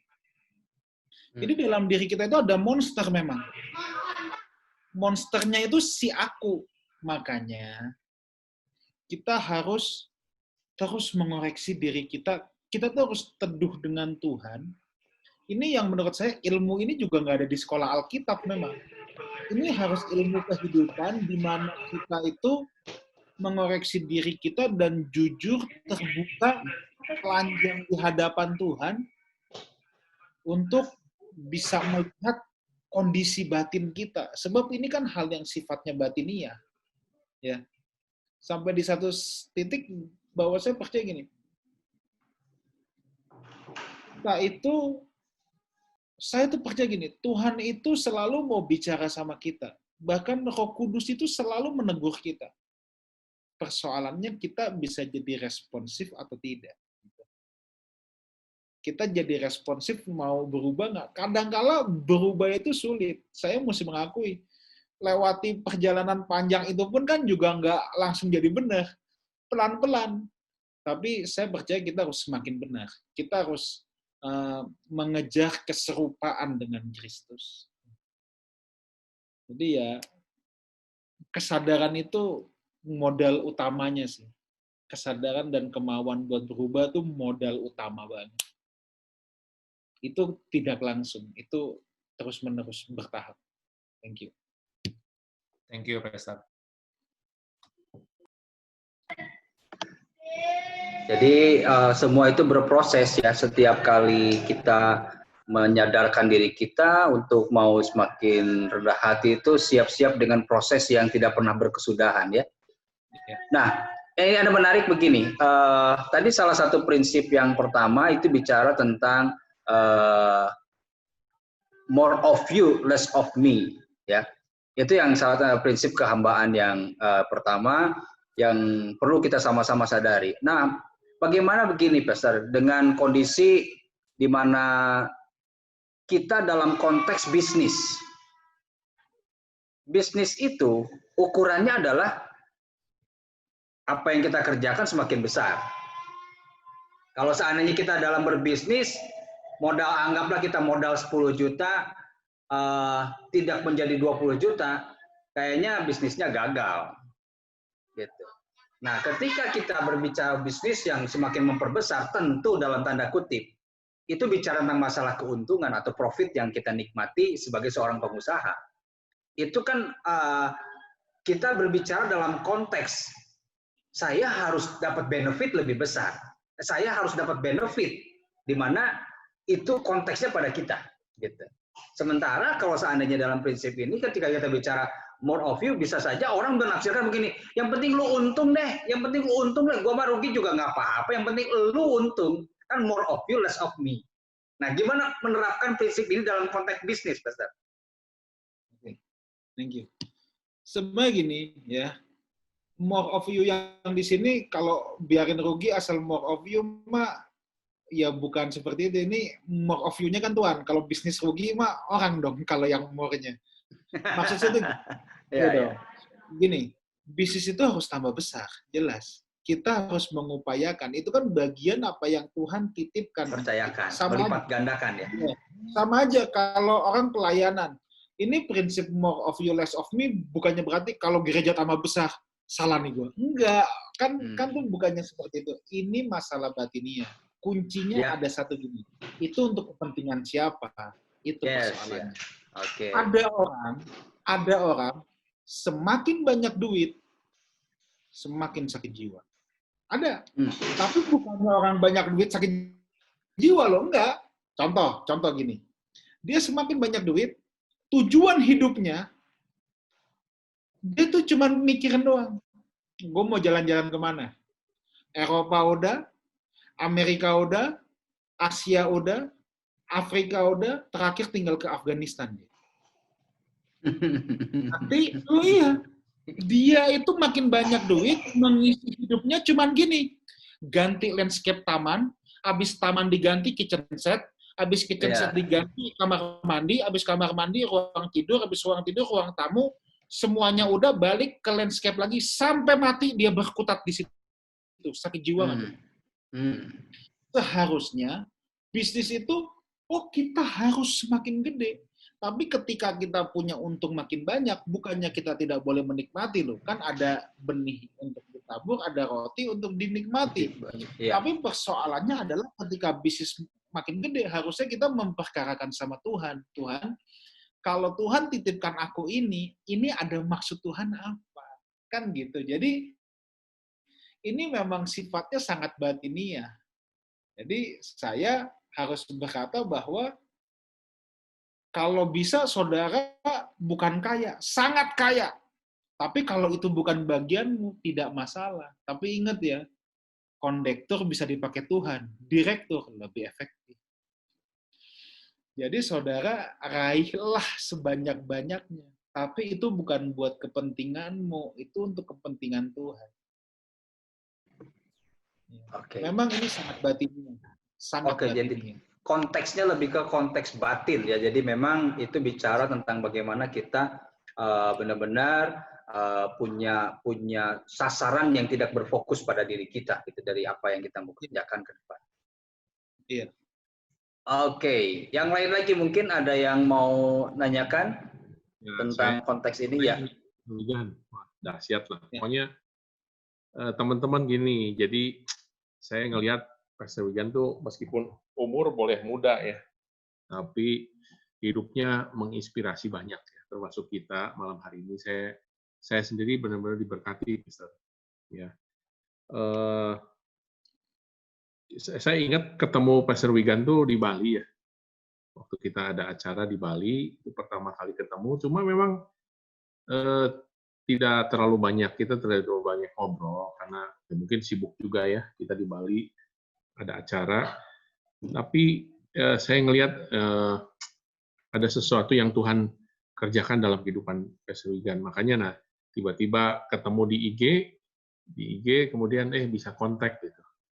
Nah senang sekali bisa melayani malam hari ini dan terus melengkapi kita lah, karena kita perlu seperti tadi, hati sih boleh bagus ya, tapi kalau otak kosong juga kadang-kadang susah juga untuk Tuhan bawa lebih jauh ya dalam kehidupan kita dan dalam pergerakan apa yang kita kerjakan. Nah, mungkin saya mau nanya ini, Pastor Wigan, prinsip kesiapan. Nah, banyak orang pengen dipakai Tuhan, pengen hidupnya melayani Tuhan, tapi yang namanya kesiapan itu kira-kira apa saja sih sebenarnya yang perlu kita siapkan dalam kehidupan kita sehingga ketika kesempatan itu datang kita tuh nggak miss gitu. Ketika Kairos datang nggak miss. Nah, persiapan apa saja sih yang mungkin pernah dialamin dan mungkin bisa dibagikan buat kita supaya kita lebih aware dengan apa yang Tuhan mau kerjakan dalam kehidupan kita. Selain tadi yang sudah dibagikan mungkin. Karena memang kebanyakan saya lihat orang-orang nggak siap sih sebenarnya. Jadi kadang-kadang ketika Tuhan itu datang pada waktunya Tuhan dalam kehidupan kita, dalam berbagai hal, kita tuh nggak siap, sehingga banyak kita tuh miss dengan apa yang Tuhan mau kerjakan. Itu saja sih saya, Pastor. Oke, thank you, Pastor Dudung. Ya, prinsip kesiapan di sini, saya kalau boleh meminjam satu istilah dari penulis buku yang sangat keren, namanya Andreas Haripa, ya kita harus menjadi manusia pembelajar. Kita harus menjadi manusia pembelajar. Artinya gini, dalam bidang apapun profesi saudara, saudara harus terus mengupgrade diri. Harus terus mengupgrade diri. Kalau misalnya saudara seorang akuntan pajak, ya mau nggak mau saudara harus mengupgrade diri terus dengan pengetahuan-pengetahuan yang bertalian dengan diri saudara gitu. Dan tentunya saudara juga harus belajar firman, harus cerdas dalam firman, tapi kalau saudara porsinya bukan pengajar, ya saudara juga tetap harus belajar, tapi mungkin nggak perlu belajarnya sampai se-complicated seorang pengajar. Nah, tapi saudara harus mengembangkan terus skill apapun yang Tuhan percayakan. Ketika saya mengembalakan di Sydney, saudara, dulu kalau gereja kita saat ini udah 50% student, 50% keluarga muda. Tapi zaman saya di sana, ya, zaman saya di sana itu kebanyakan belum married. Karena kita merintis dari student semua, belakangan pada mulai kerja. Saya mengencourage semua yang ambil akuntansi misalnya. Dia tidak boleh stop sampai di akuntansi. Saya paksa ambil CPA, harus. Dan saya dulu, ya anak-anak saya udah kenal watak saya yang keras, saudara. Maaf, kalau jemaat saya itu udah tahu, nggak ada yang berani, kok doain dong kita mau ujian akhir. Nggak mau saya. Asli, nggak mau saya. Saya bilang, lu belajar baik-baik. Nanti didoainnya awal semester. Kalau you males, terus tiba-tiba didoain lulus, saya bukan pendeta, saya dukun. Nah iya, saya ngomong gitu. Saya tuh bukan pendeta, saya dukun. Doanya nanti. Orang dunia aja, nggak usah pakai Tuhan Yesus, belajar baik-baik, bisa lulus. Apalagi saudara. Nah, saya tuh mengembangkan satu prinsip namanya ini harus bertanggung jawab. Sebab saya percaya gini, bahwa ya itu, Tuhan bisa pakai kondektur, tapi kalau direktur kan lebih efektif. Kalau dia mimpin perusahaan yang kerja sama dia ada 30 orang, ada 50 orang, 50 orang itu jadi 50 keluarga, dia tuh bisa memberkati 50 keluarga, coba bayangkan. Jadi, ibu-ibu di pasar yang buta huruf bisa nggak Tuhan pakai? Bisa. Tapi ya kapasitasnya ya hanya segitu saja. Kan berkat Tuhan, pengurapan Tuhan, itu kan tergantung tergantung ini wadahnya kita. Itu kan kayak hujan, saudara. Hujan itu Tuhan curahkan aja. Kalau kapasitas kita gayung, ya dapat segayung. Kolam sekolam, danau sedanau. Jadi tugas kita adalah mempersiapkan diri kita di bidang keahlian saudara masing-masing. Nah, saya itu sangat terinspirasi dengan manusia pembelajar. Saya suka mempelajari banyak hal. Nah, ketika saya di Australia dulu, saudara, saya itu, jadi waktu saya start gereja itu kan cuma belasan orang. Semuanya student. Tidak mungkin gereja menghidupi saya. Jadi saya sambil kerja. Nah, setelah saya selesai S2, saya kerja di bagian finance. Ini hal yang paling lucu. Jadi ijazah saya master teologi, ya, kerjanya bagian keuangan. Nah, saya ini mesti share sama saudara gini. Inti yang saya mau sharein adalah saya itu manusia pembelajar. Saya tuh seneng belajar. Waktu saya mau bisnis properti, saya nanya sama orang-orang, saya beli buku properti, saya buku masak pun saya belajar, walaupun saya tidak bisa masak, bisanya makan doang sampai sekarang. Ya, saya tuh juga bisa kerja di finance, bukannya berarti saya minum minyak urapan gitu, minum perjamuan kudus sama minyak urapan terus tiba-tiba bisa. Enggak, saya harus belajar. Gitu. Saya tuh belajar dan saya meniti karirnya. Kenapa saya bisa sampai di finance? Waktu itu ada lowongan di tim finance, tetapi lowongan jobnya adalah data entry sama filingnya. Itu kan anak SMA juga bisa. Nah, saya masuk mulai dari titik itu. Tapi saya serius sekali. Saya kerjakan bagian saya sebaik-baiknya, terus saya mulai belajar. Dulu saya di Departemen Accounts Payable, bagian buang-buangin duit perusahaan, saudara. Jadi saya belajar, saya kan kerja di pet retailer terbesar seluruh Australia. Jadi kita punya gudang-gudang pet warehouse. Bukan jual binatang doang, tapi jual pernak-pernik binatang. Dan kita yang terbesar di seluruh Australia. Nah, saya selalu cepat-cepat kerjain bagian data entry dan filing, terus saya cepet-cepet, saya udah incar ada satu orang yang lumayan baik sama saya tuh mau tahu, lu tuh kerjain apa sih, kepo gitu. Saya belajar. Sampai berapa bulan saya menghadap finance manager saya. Saya menghadap finance manager saya tuh bilang, saya udah bisa nih kerjain ini. Dia kaget, lu kapan belajarnya? Saya bilang, udah saya bisa, lu mau nggak kasih kepercayaan gue kerjain vendor yang kecil-kecil dulu. Akhirnya dia kasih kepercayaan saya, kerjain vendor yang kecil-kecil. Vendor yang gede itu 1 bulan kita bayar dia bisa jutaan dolar. Kalau vendor kecil paling cuma kelas ratusan dolar. Jadi saya tuh dikasih vendor yang paling kecil, yang jual plastik buat kotoran anjing, gitu-gitulah. Pokoknya vendor yang kecil-kecil. Nah, saya bisa mengerjakan itu, saya tuh bisa membuktikan. Singkat cerita, saya kerja di finance company itu sekitar 4 tahun. Di tahun keempat, sebelum saya quit, posisi terakhir saya adalah asisten finance manager. Saya orang nomor 2 di finance department. Jadi orang yang dulu ngajarin saya, itu jadi bawahan saya. Kerjaan terakhir saya tuh bukan bayar-bayarin vendor lagi. Saya ngatur forecast perusahaan, di mana spending perusahaan kita itu 1 bulan itu sekitar 30 juta dolar. Jadi saya mesti atur minggu pertama spending apa, lagi bayar sewa, bayar vendor gede, tidak boleh tumbuhkan. That's my job. Nah, saya berusaha upgrade diri saya sendiri terus gitu. Ini semua bukan semata-mata tiba-tiba mujizat ada yang tumpang tangan, tiba-tiba bisa. Enggak. Nah, jadi saya percaya bahwa Daniel, semua tokoh-tokoh dalam perjanjian lama, mereka adalah orang-orang yang mempersiapkan dirinya. Musa itu bisa tulis hukum Taurat sampai begitu detail. Saudara, kalau saya bilang hukum Taurat tuh jangan cuma mikir 10 hukum Tuhan ya, itu mah Tuhan yang nulis. Tapi kalau kita bicara Taurat itu ada 3 bagian, 10 hukum Tuhan tuh baru dekalog. Yang lainnya ada kumim itu undang-undang ibadah, itu yang saudara lihat di kitab Imamat. Terus ada misi patim, undang-undang kemasyarakatan. Itu semua Musa yang nulis. Apakah itu mujizat? Enggak. Musa dididik dalam lingkungan Firaun, saudara. Dia tuh cerdas, itu lingkungan bangsawan, makanya dia bisa nulis begitu. Itu bukan ajeb-ajeb dia bisa langsung, enggak. Tidak.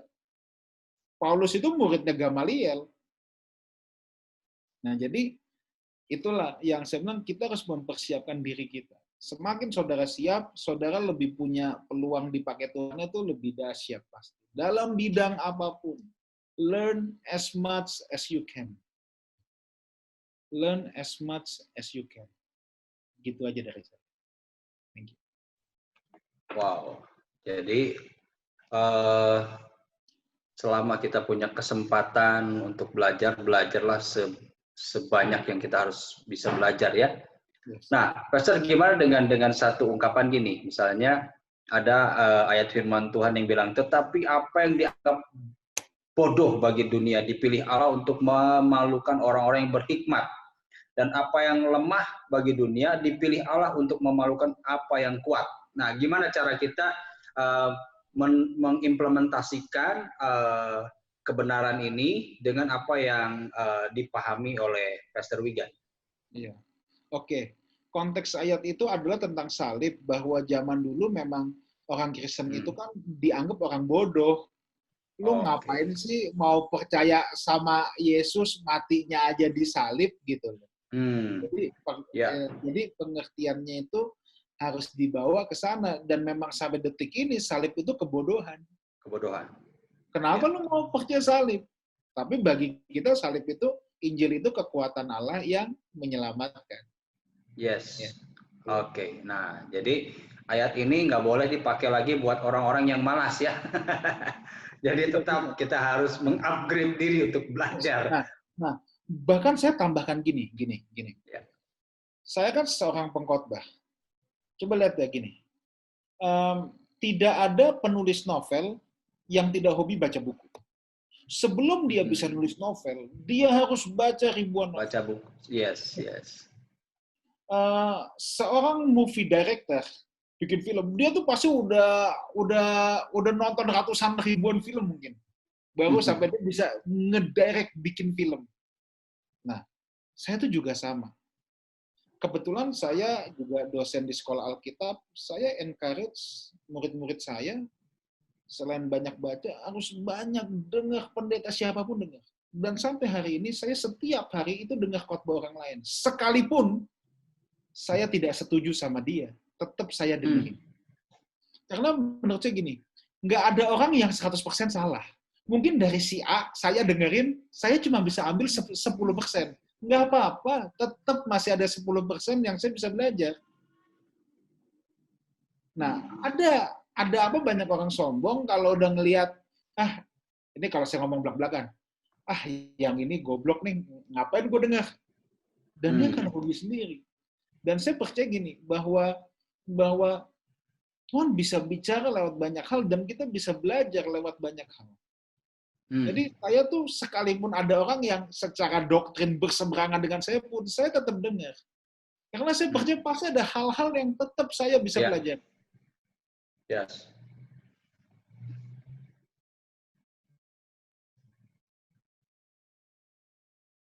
Oh, ini ada pertanyaan ya. Pastor mau bertanya tentang poin nomor 3. Bagaimana cara kita mengetahui ketika kesempatan yang datang itu dari Tuhan atau justru malah godaan? Wah, gimana Pastor?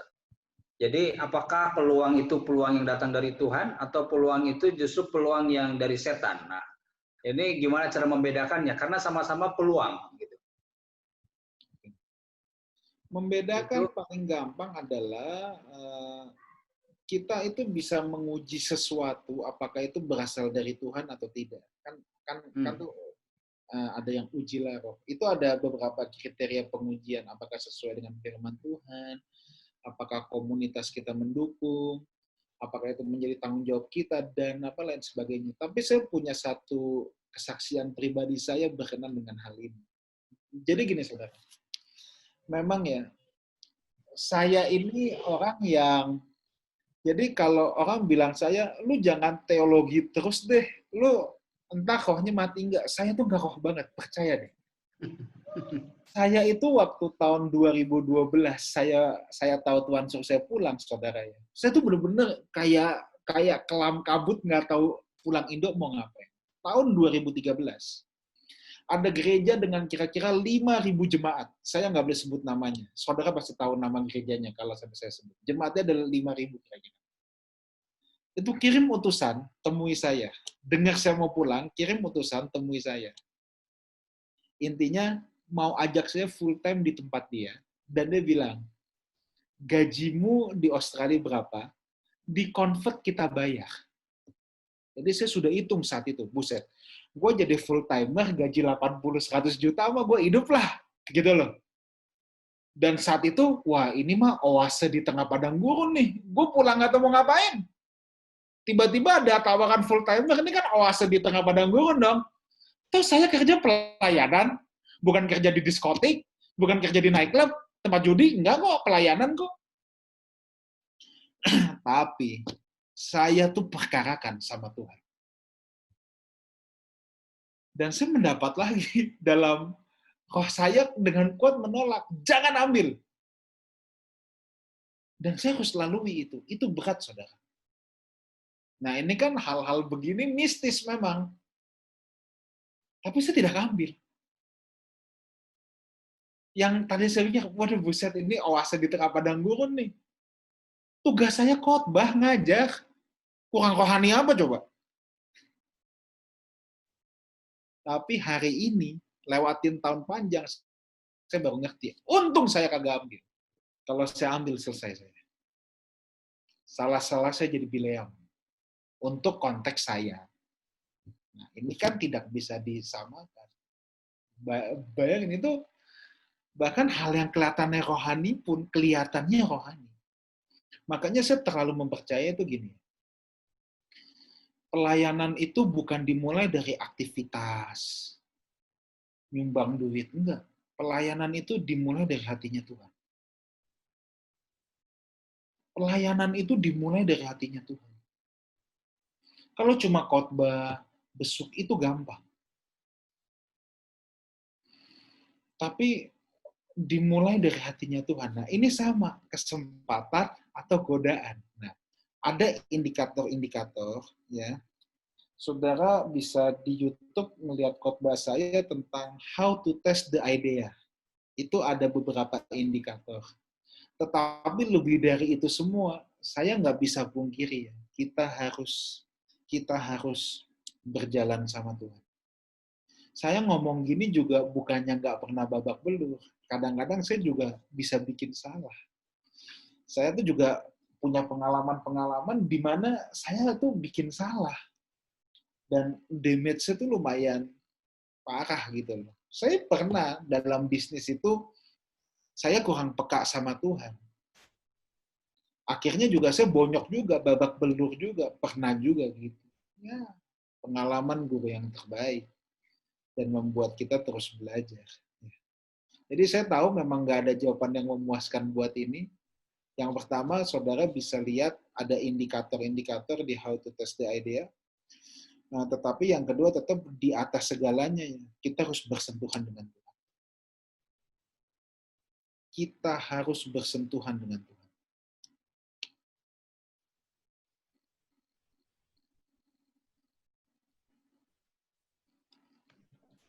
Oke, menarik nih ya. Jadi membedakan itu peluang dari Tuhan atau tidak memang akan menjadi sangat subjektif ya. Subjektif konteks pada setiap orang yang ada di dalamnya, karena mungkin saja yang kelihatan baik buat si A belum tentu baik buat si B. Dan ini sangat menggantalkan relationship kita sama Tuhan. Ini ada lagi satu pertanyaan, saya pikir ini tentang ini, Pastor. Jadi mungkin ini mau berhubungan dengan yang tadi. Kalau di Amsal 3 ayat 5 itu bicarakan gini, percayalah kepada Tuhan dengan segenap hatimu dan jangan bersandar kepada pengertianmu sendiri. Apakah arti pengertian ini itu sama dengan kepintaran yang kita miliki atau apa? Jadi kadang-kala memang dalam titik tertentu apa yang Tuhan minta untuk kita kerjakan kayak nggak masuk akal. Gitu. Ada yang kalanya Tuhan minta kita melakukan sesuatu atau melangkah pada sesuatu yang kelihatannya nggak worst thing lah gitu untuk mengambil keputusan itu. Secara akal kayaknya nggak oke gitu. Dan ternyata itu yang Tuhan mau untuk kita masuk dan pilih.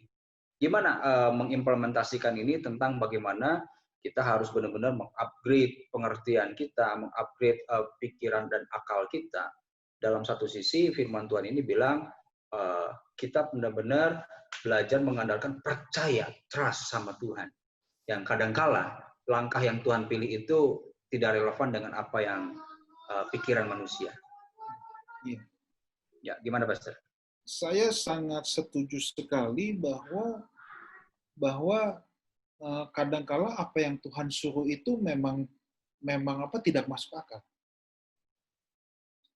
Ketika saya dipanggil pulang tuh juga kagak masuk akal. Toh saya di Australia juga melayani kok. Pelayanan saya bukan jadi tukang pukul. Saya tuh pelayanan saya udah stabil, pekerjaan stabil, tiba-tiba disuruh pulang ya nggak tahu mau ngapain. Ya itu memang tidak masuk akal. Ada titik-titik di sana bahwa saya harus bisa mempercayai Tuhan. Ya. Dan konteks ayat itu jangan bersandar pada pengertian ya. Kalau dicontoh ya, kalau pengertian kita sebagai manusia, ya ngapain pulang? Saya tuh ketika mau pulang, teman-teman saya juga udah cegah semua. Buset, lu tau nggak orang tuh keluarin berapa juta dolar supaya punya PR? Lu udah punya PR, lu mau lepas sekarang. Nah, jadi ini nih ada dua hal yang beda dengan kita memperlengkapi diri kita. Ini nih dua hal yang kita tidak bisa tautkan. Nah, dan saudara harus tahu gini, percaya itu bukan aktivitas pikiran. Banyak orang itu menganggap percaya itu sebagai pengaminan akali, aktivitas pikiran. Percaya itu sebuah pekerjaan, bukan aktivitas pikiran. Satu kali di Yohanes pasal yang ke-6 ketika Tuhan berkata gini sama murid-muridnya, bekerjalah untuk makanan yang tidak dapat binasa. Murid-murid tanya, pekerjaan apa guru yang harus aku lakukan? Kata bekerjalah dan pekerjaan di situ itu ambil dari bahasa Yunani ergon. Ergon itu to actively work. Lalu jawab Tuhan Yesus, kan murid tanya, pekerjaan apa? Jawab Tuhan Yesus, percayalah kepada dia. Loh, kok percaya jadi pekerjaan? Ternyata percaya itu memang pekerjaan, bukan aktivitas pikiran. Jadi itulah kalau yang saya bilang, percaya itu bukannya membabi buta. Percaya itu harus dengan pengertian, pasti. Percaya itu bukan aktivitas pikiran, tapi sesuatu pekerjaan. Sesuatu yang harus diusahakan. Pasti ada pengertian di sana, pasti ada pertaruhan di sana gitu. Ya, jadi memang betul ada titik-titik di mana kita harus bertindak di luar logika manusia. Saya paham itu, saya paham. Abraham juga gitu, udah tinggal di Ur-Kasdim. Ur-Kasdim itu kota metropolis pada zamannya. Buat Abraham tinggalin Ur-Kasdim nggak gampang. Dia luar situ gelap gulita. Kalau kita sekarang, Wigan ke Vietnam, saya nabrak ke Vietnam juga tanya Mbah Google. Keluar semua langsung. Abraham mau nanya sama siapa? Tapi ada titik-titik dia harus berjalan. Dia harus berjalan. Nah, tapi dalam perjalanan itu, bukannya Abraham itu menjadi orang yang pasif. Abraham itu orang yang cerdas dan cekatan. Makanya dia bisa mengalahkan Kedorlaomer dengan pengikut-pengikutnya. Nah, jadi persiapan diri itu tetap harus. Ya. Persiapan diri itu harus, tapi memang ada hal-hal di mana yang kalau Tuhan menyuruh kita melakukan sesuatu sekalipun nggak masuk di akal, kita harus nekat. Kita harus nekat. Kira-kira gitu. Ya, setuju. Memang bagian kita mempersiapkan diri semaksimal yang kita harus bisa kerjakan ya. Dalam titik tertentu ketika Tuhan minta untuk itu ya memang tergantung dengan konteks subjektifnya masing-masing untuk apa yang akan dipilih dan dikerjakan ke depan. Luar biasa menarik ini. Saya pikir mungkin ada beberapa pertanyaan lagi yang mau dibahas di sini. Hal-hal apa saja yang berkenaan dengan kehambaan, yang relate dengan kegagalan, yang relate dengan kejatuhan atau kegagalan dari hamba Tuhan dalam hidupnya, pada akhir hidupnya tidak finishing well. Wah, gimana nih, Pastor? Oke, Kegagalan ini yang nomor 3 ya. Oke, saya percaya gini, kejatuhan itu tidak ada yang tiba-tiba. Kalau misalnya saudara melihat seorang hamba Tuhan yang sedang jatuh, itu mah cuma ujungnya doang. Kejatuhan itu tidak ada yang tiba-tiba. Percayalah. Apa yang kita lihat itu cuman puncak gunung esnya doang. Nah, dosa yang paling tidak sadar kita lakukan itu adalah dosa kesombongan. Ketika seseorang sudah mulai aku, itu kejatuhan ujungnya itu tinggal tunggu waktu doang gitu loh. Ya, jadi memang itu menjadi hal yang sangat berbahaya. Mungkin boleh ke kolom pertanyaan, tadi saya akan coba jawab semuanya dengan cepat. Oke, ya. Balik ke pertanyaan tadi, minta ditampilkan. Saya jawab paling atas ya. Oke. Apa definisi karakter menurut Alkitab? Apa sih? Menurut Alkitab bagaimana? Oke. Karakter.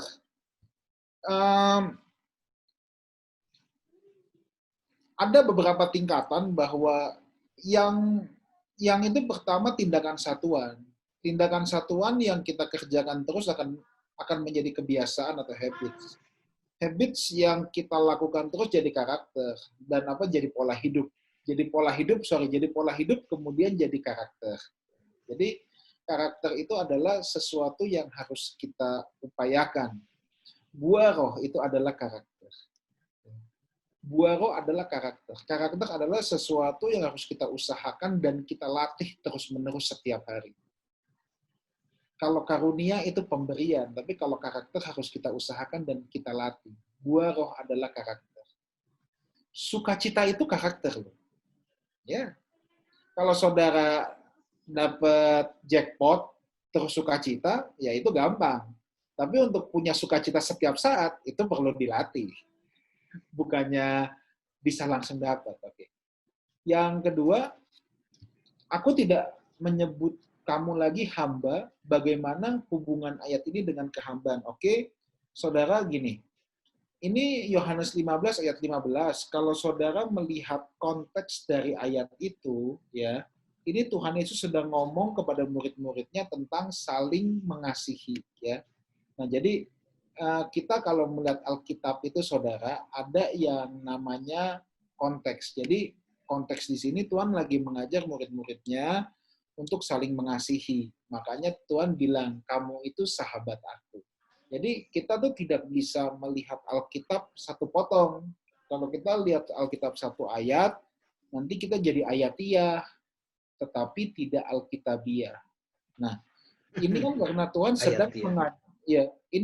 Tuhan sedang mengajarkan murid-muridnya tentang saling mengasihi, supaya mereka jadi sahabat semua, supaya mereka jadi teman semua. Jadi Tuhan pun mencontohkan. Kita tidak bisa lepas dari bagian-bagian Alkitab lain, di mana Paulus pun memposisikan dirinya sebagai hamba. Saya tuh sebab punya penjelasan tentang konteks, supaya saudara tidak bingung. Konteks itu gini, kita kalau baca Alkitab, saudara ya, konteks itu sangat penting. Alkitab pertama kali ditulis, itu tidak ada pemisahan ayat, tidak ada pemisahan perikop, tidak ada pemisahan judul. Semuanya itu nyambung. Semua nyambung. Kalau saudara bayangkan Alkitab di tangan saudara semua nyambung, itu bacanya pusing loh, kuat loh. Tapi kan oleh bapak-bapak gereja, oleh ahli bahasa, semua tuh sampai sedemikian rupa lah, kita enak ini. Nah, karena semuanya nyambung, makanya Alkitab itu punya konteks. Kita tidak pernah bisa melihat Alkitab satu ayat. Kita harus lihat ayat sebelumnya dan ayat sesudahnya. Jadi Alkitab itu punya pola. Misalnya gini, A, A, A, B, B, B, C, C, C. Yang B ini pasti ada hubungan sama A. Yang C pasti ada hubungan sama B. Jadi kalau A, A, A, B, B, B, C, C, C. Oh, A ke B pindah tema. Tapi B ada hubungan sama A. Ini tidak bisa berdiri sendiri. Lalu B ke C pindah tema, tapi C ada hubungan sama B. Kalau A, B, B, B, A. Oh, B ini pasti ada hubungan sama A. Tidak mungkin B berdiri sendiri. Itu penjelasan konteks yang pertama. Dua. Konteks itu gini. Kalau saya pulang pelayanan, saya lupa bawa kunci. Saya telepon istri saya. Yang bukain pintu dong. Pintu apa? Pintu pagar rumah depan. Kenapa? Konteksnya saya belum pulang pelayanan. Saya belum pulang ke rumah. Saya masuk rumah, masuk kamar mandi, keramasan, lupa anduk. Sekarang saya bilang, yang lupa bawa anduk, buka aja pintunya. Pintu apa? Masa pintu depan rumah?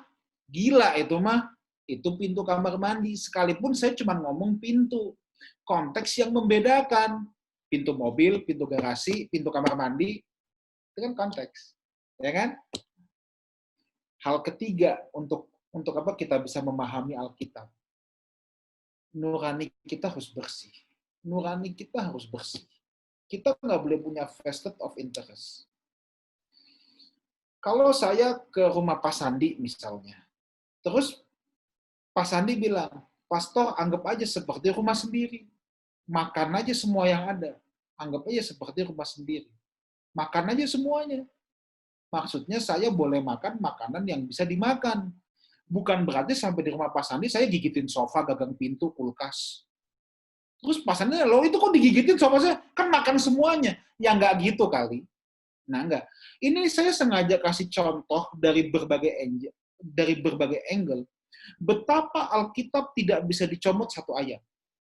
Itu yang disebut dengan pemerkosaan terhadap teks Alkitab. Dan itu banyak terjadi. Contoh. Saudara pasti tidak asing dengan ayat Lukas 6 ayat 38. Berilah maka kamu akan diberi suatu takaran yang padat digoncang-goncangkan sampai tumpah keluar. Itu ayat paling banyak di amplop persembahan. Ya nggak? Ya kan? Tapi kalau saudara mau lihat konteks, coba lihat ayat sebelumnya bicara apa. Coba lihat ayat sesudahnya bicara apa. Itu konteksnya lagi, jangan menghakimi. Lu jadi orang cincai. Kok bisa dibawa ke kolektor? Nah, itulah. Ya, saya kan peneliti Alkitab independen. Nah, itulah contoh pemerkosaan terhadap teks Alkitab. Sama, Ibrani 11 ayat 1. Iman adalah dasar dari segala sesuatu yang kita harapkan, bukti dari segala sesuatu yang tidak kita lihat. Itu jangan langsung ditransliterasikan, oh, mau rumah. Belum punya kan? Belum lihat kan? Mau kan? Dan belum lihat kan? Pakai iman, nanti bisa. Nggak bisa. Yuk mesti baca sampai ayat 40. Apa sih yang tokoh iman harapkan dan belum mereka lihat, baru tahu itu apa. Nah, itu tuh contoh-contoh. Nah, jadi Alkitab itu bahaya sekali kalau dicomot satu ayat, dicongkel, wah itu pasti ayatiah dan tidak Alkitabiah. Ya. Oke, next question apa? Oh, itu udah. Nah, Yang terakhir. Cara panggilan kita saat kita berada dalam apa? Dalam itu ya. Minta dinaikkan screen-nya. Dalam apa?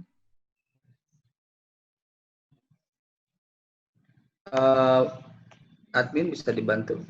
Nah, dalam proses kesiapan. Oke, gini saudara. Dalam uji panggilan, gini. Saya percaya setiap orang itu punya panggilan umum dan panggilan khusus. Panggilan umum kita adalah menjadi seperti Yesus. Nah, panggilan khusus kita ini akan bertalian dengan hal-hal keterampilan saudara, ya. Jadi ini sekarang sudah ada banyak alat bantunya. Pastor Dudung juga pasti bisa bantu tentang hal ini. Udah ada questionnaire kayak seperti questionnaire, terus kita bisa dilihat minat kita, bakat kita, itu sangat bisa membantu menemukan ya. Saya tidak pernah menolak ilmu psikologi bahwa hal itu bisa membantu kita untuk mengetahui panggilan kita. Kalau saudara orang yang tidak teliti, saudara tidak mungkin dipanggil sebagai akuntan. Itu sudah pasti. Bisa berantakan itu pembukuan. Nah, jadi itu semua pasti ada taliannya. Semua pasti ada taliannya. Saya bukan orang yang teliti. Saya orang yang biasa melihat gambar besar. Jadi semua ada taliannya. Boleh balik lagi ke slide? Waktu masih ada sedikit.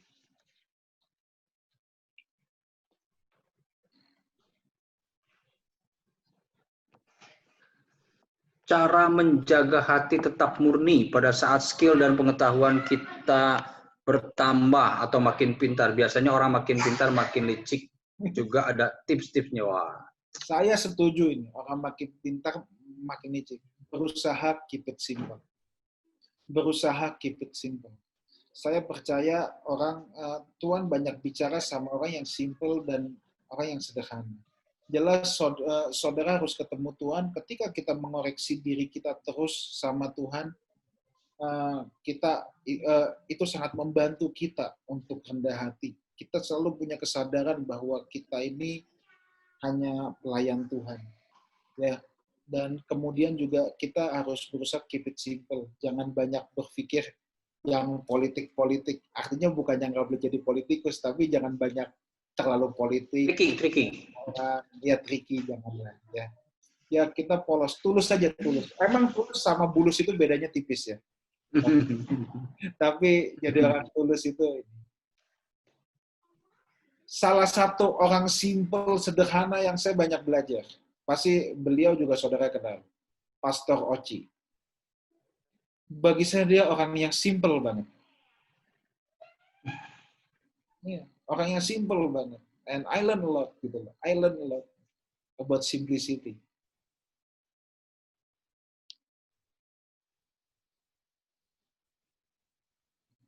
Masih ada lagi?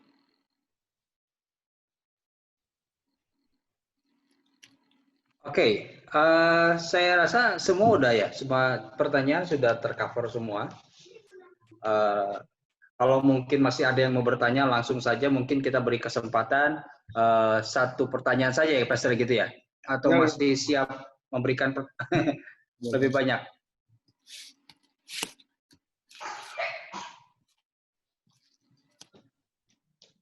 Oke, masih ada pertanyaan lain?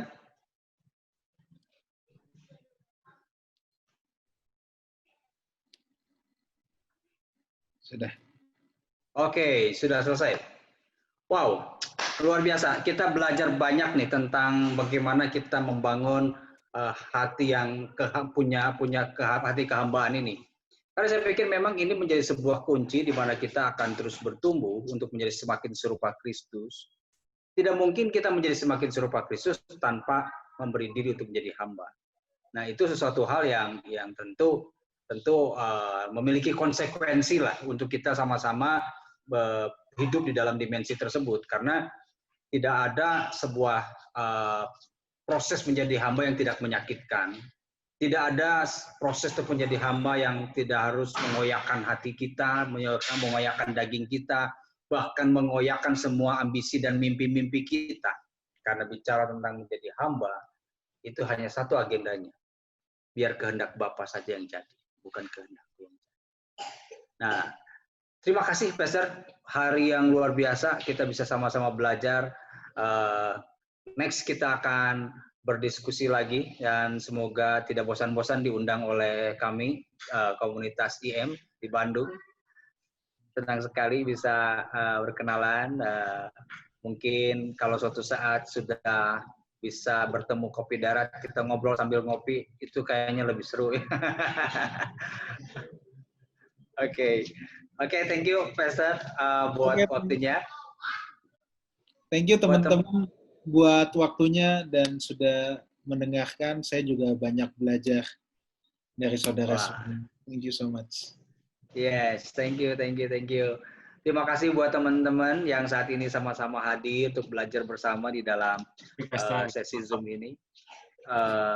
Kita akan terus bertumbuh. Jangan lupa pertemuan tanggal 24 Juni kita akan bicara tentang pendidikan, isu yang sedang hot saat-saat ini, bicara pendidikan. Dan semoga buat setiap kita semua stay tune terus dengan kita. kita akan sama-sama bertemu kembali di tanggal 24 Juni jam 19 ya. Oke, kita akan sama-sama akhiri pertemuan kita malam hari ini. Kita akan berdoa terlebih dahulu untuk kesempatan dan sesi kita saat ini. Bapak, kami bersyukur Tuhan untuk apa yang boleh sama-sama kami bahas Tuhan. Kami percaya Tuhan, kami terus diproses Tuhan, kami terus dibentuk untuk menjadi serupa dengan Kristus Tuhan. Engkau meneladankan kami tentang bagaimana Engkau belajar mengosongkan dirimu Tuhan, untuk mengambil rupa seperti manusia Tuhan. Dan kami berdoa Tuhan, teladan itulah yang kami mau hidupi sebagai anak-anak-Mu. Biarlah Tuhan, hari-hari ke depan akan menjadi hari-hari yang terus memproses hati kami untuk menjadi hamba yang semakin diperkenan oleh Tuannya. Terima kasih Bapak, berkati Tuhan hamba-Mu, Pastor Wigan yang telah memberkati kami di dalam sesi malam hari ini. Terus Kau perluas Tuhan, hikmat yang telah Engkau titipkan dalam hidupnya Tuhan untuk semakin memberkati banyak orang Tuhan. Kami berdoa Tuhan supaya banyak gereja-gereja yang semakin dibukakan tentang kebenaran-Mu Tuhan melalui hamba-Mu ini Tuhan. Terima kasih Bapa. Sebentar kami akan berpisah. Kiranya Engkau senantiasa mempertemukan kami kembali di dalam pertemuan-pertemuan berikutnya. Di dalam nama-Mu Tuhan Yesus kami berdoa dan bersyukur. Amin. Amin. Thank you Pastor Wigan. Thank you, Pastor Wigan. Thank you, Pastor. Thank you, Kak Dudung. Luar biasa. Andi, Teddy. Thank you semuanya. Ya, thank you buat teman-teman yang dari luar kota.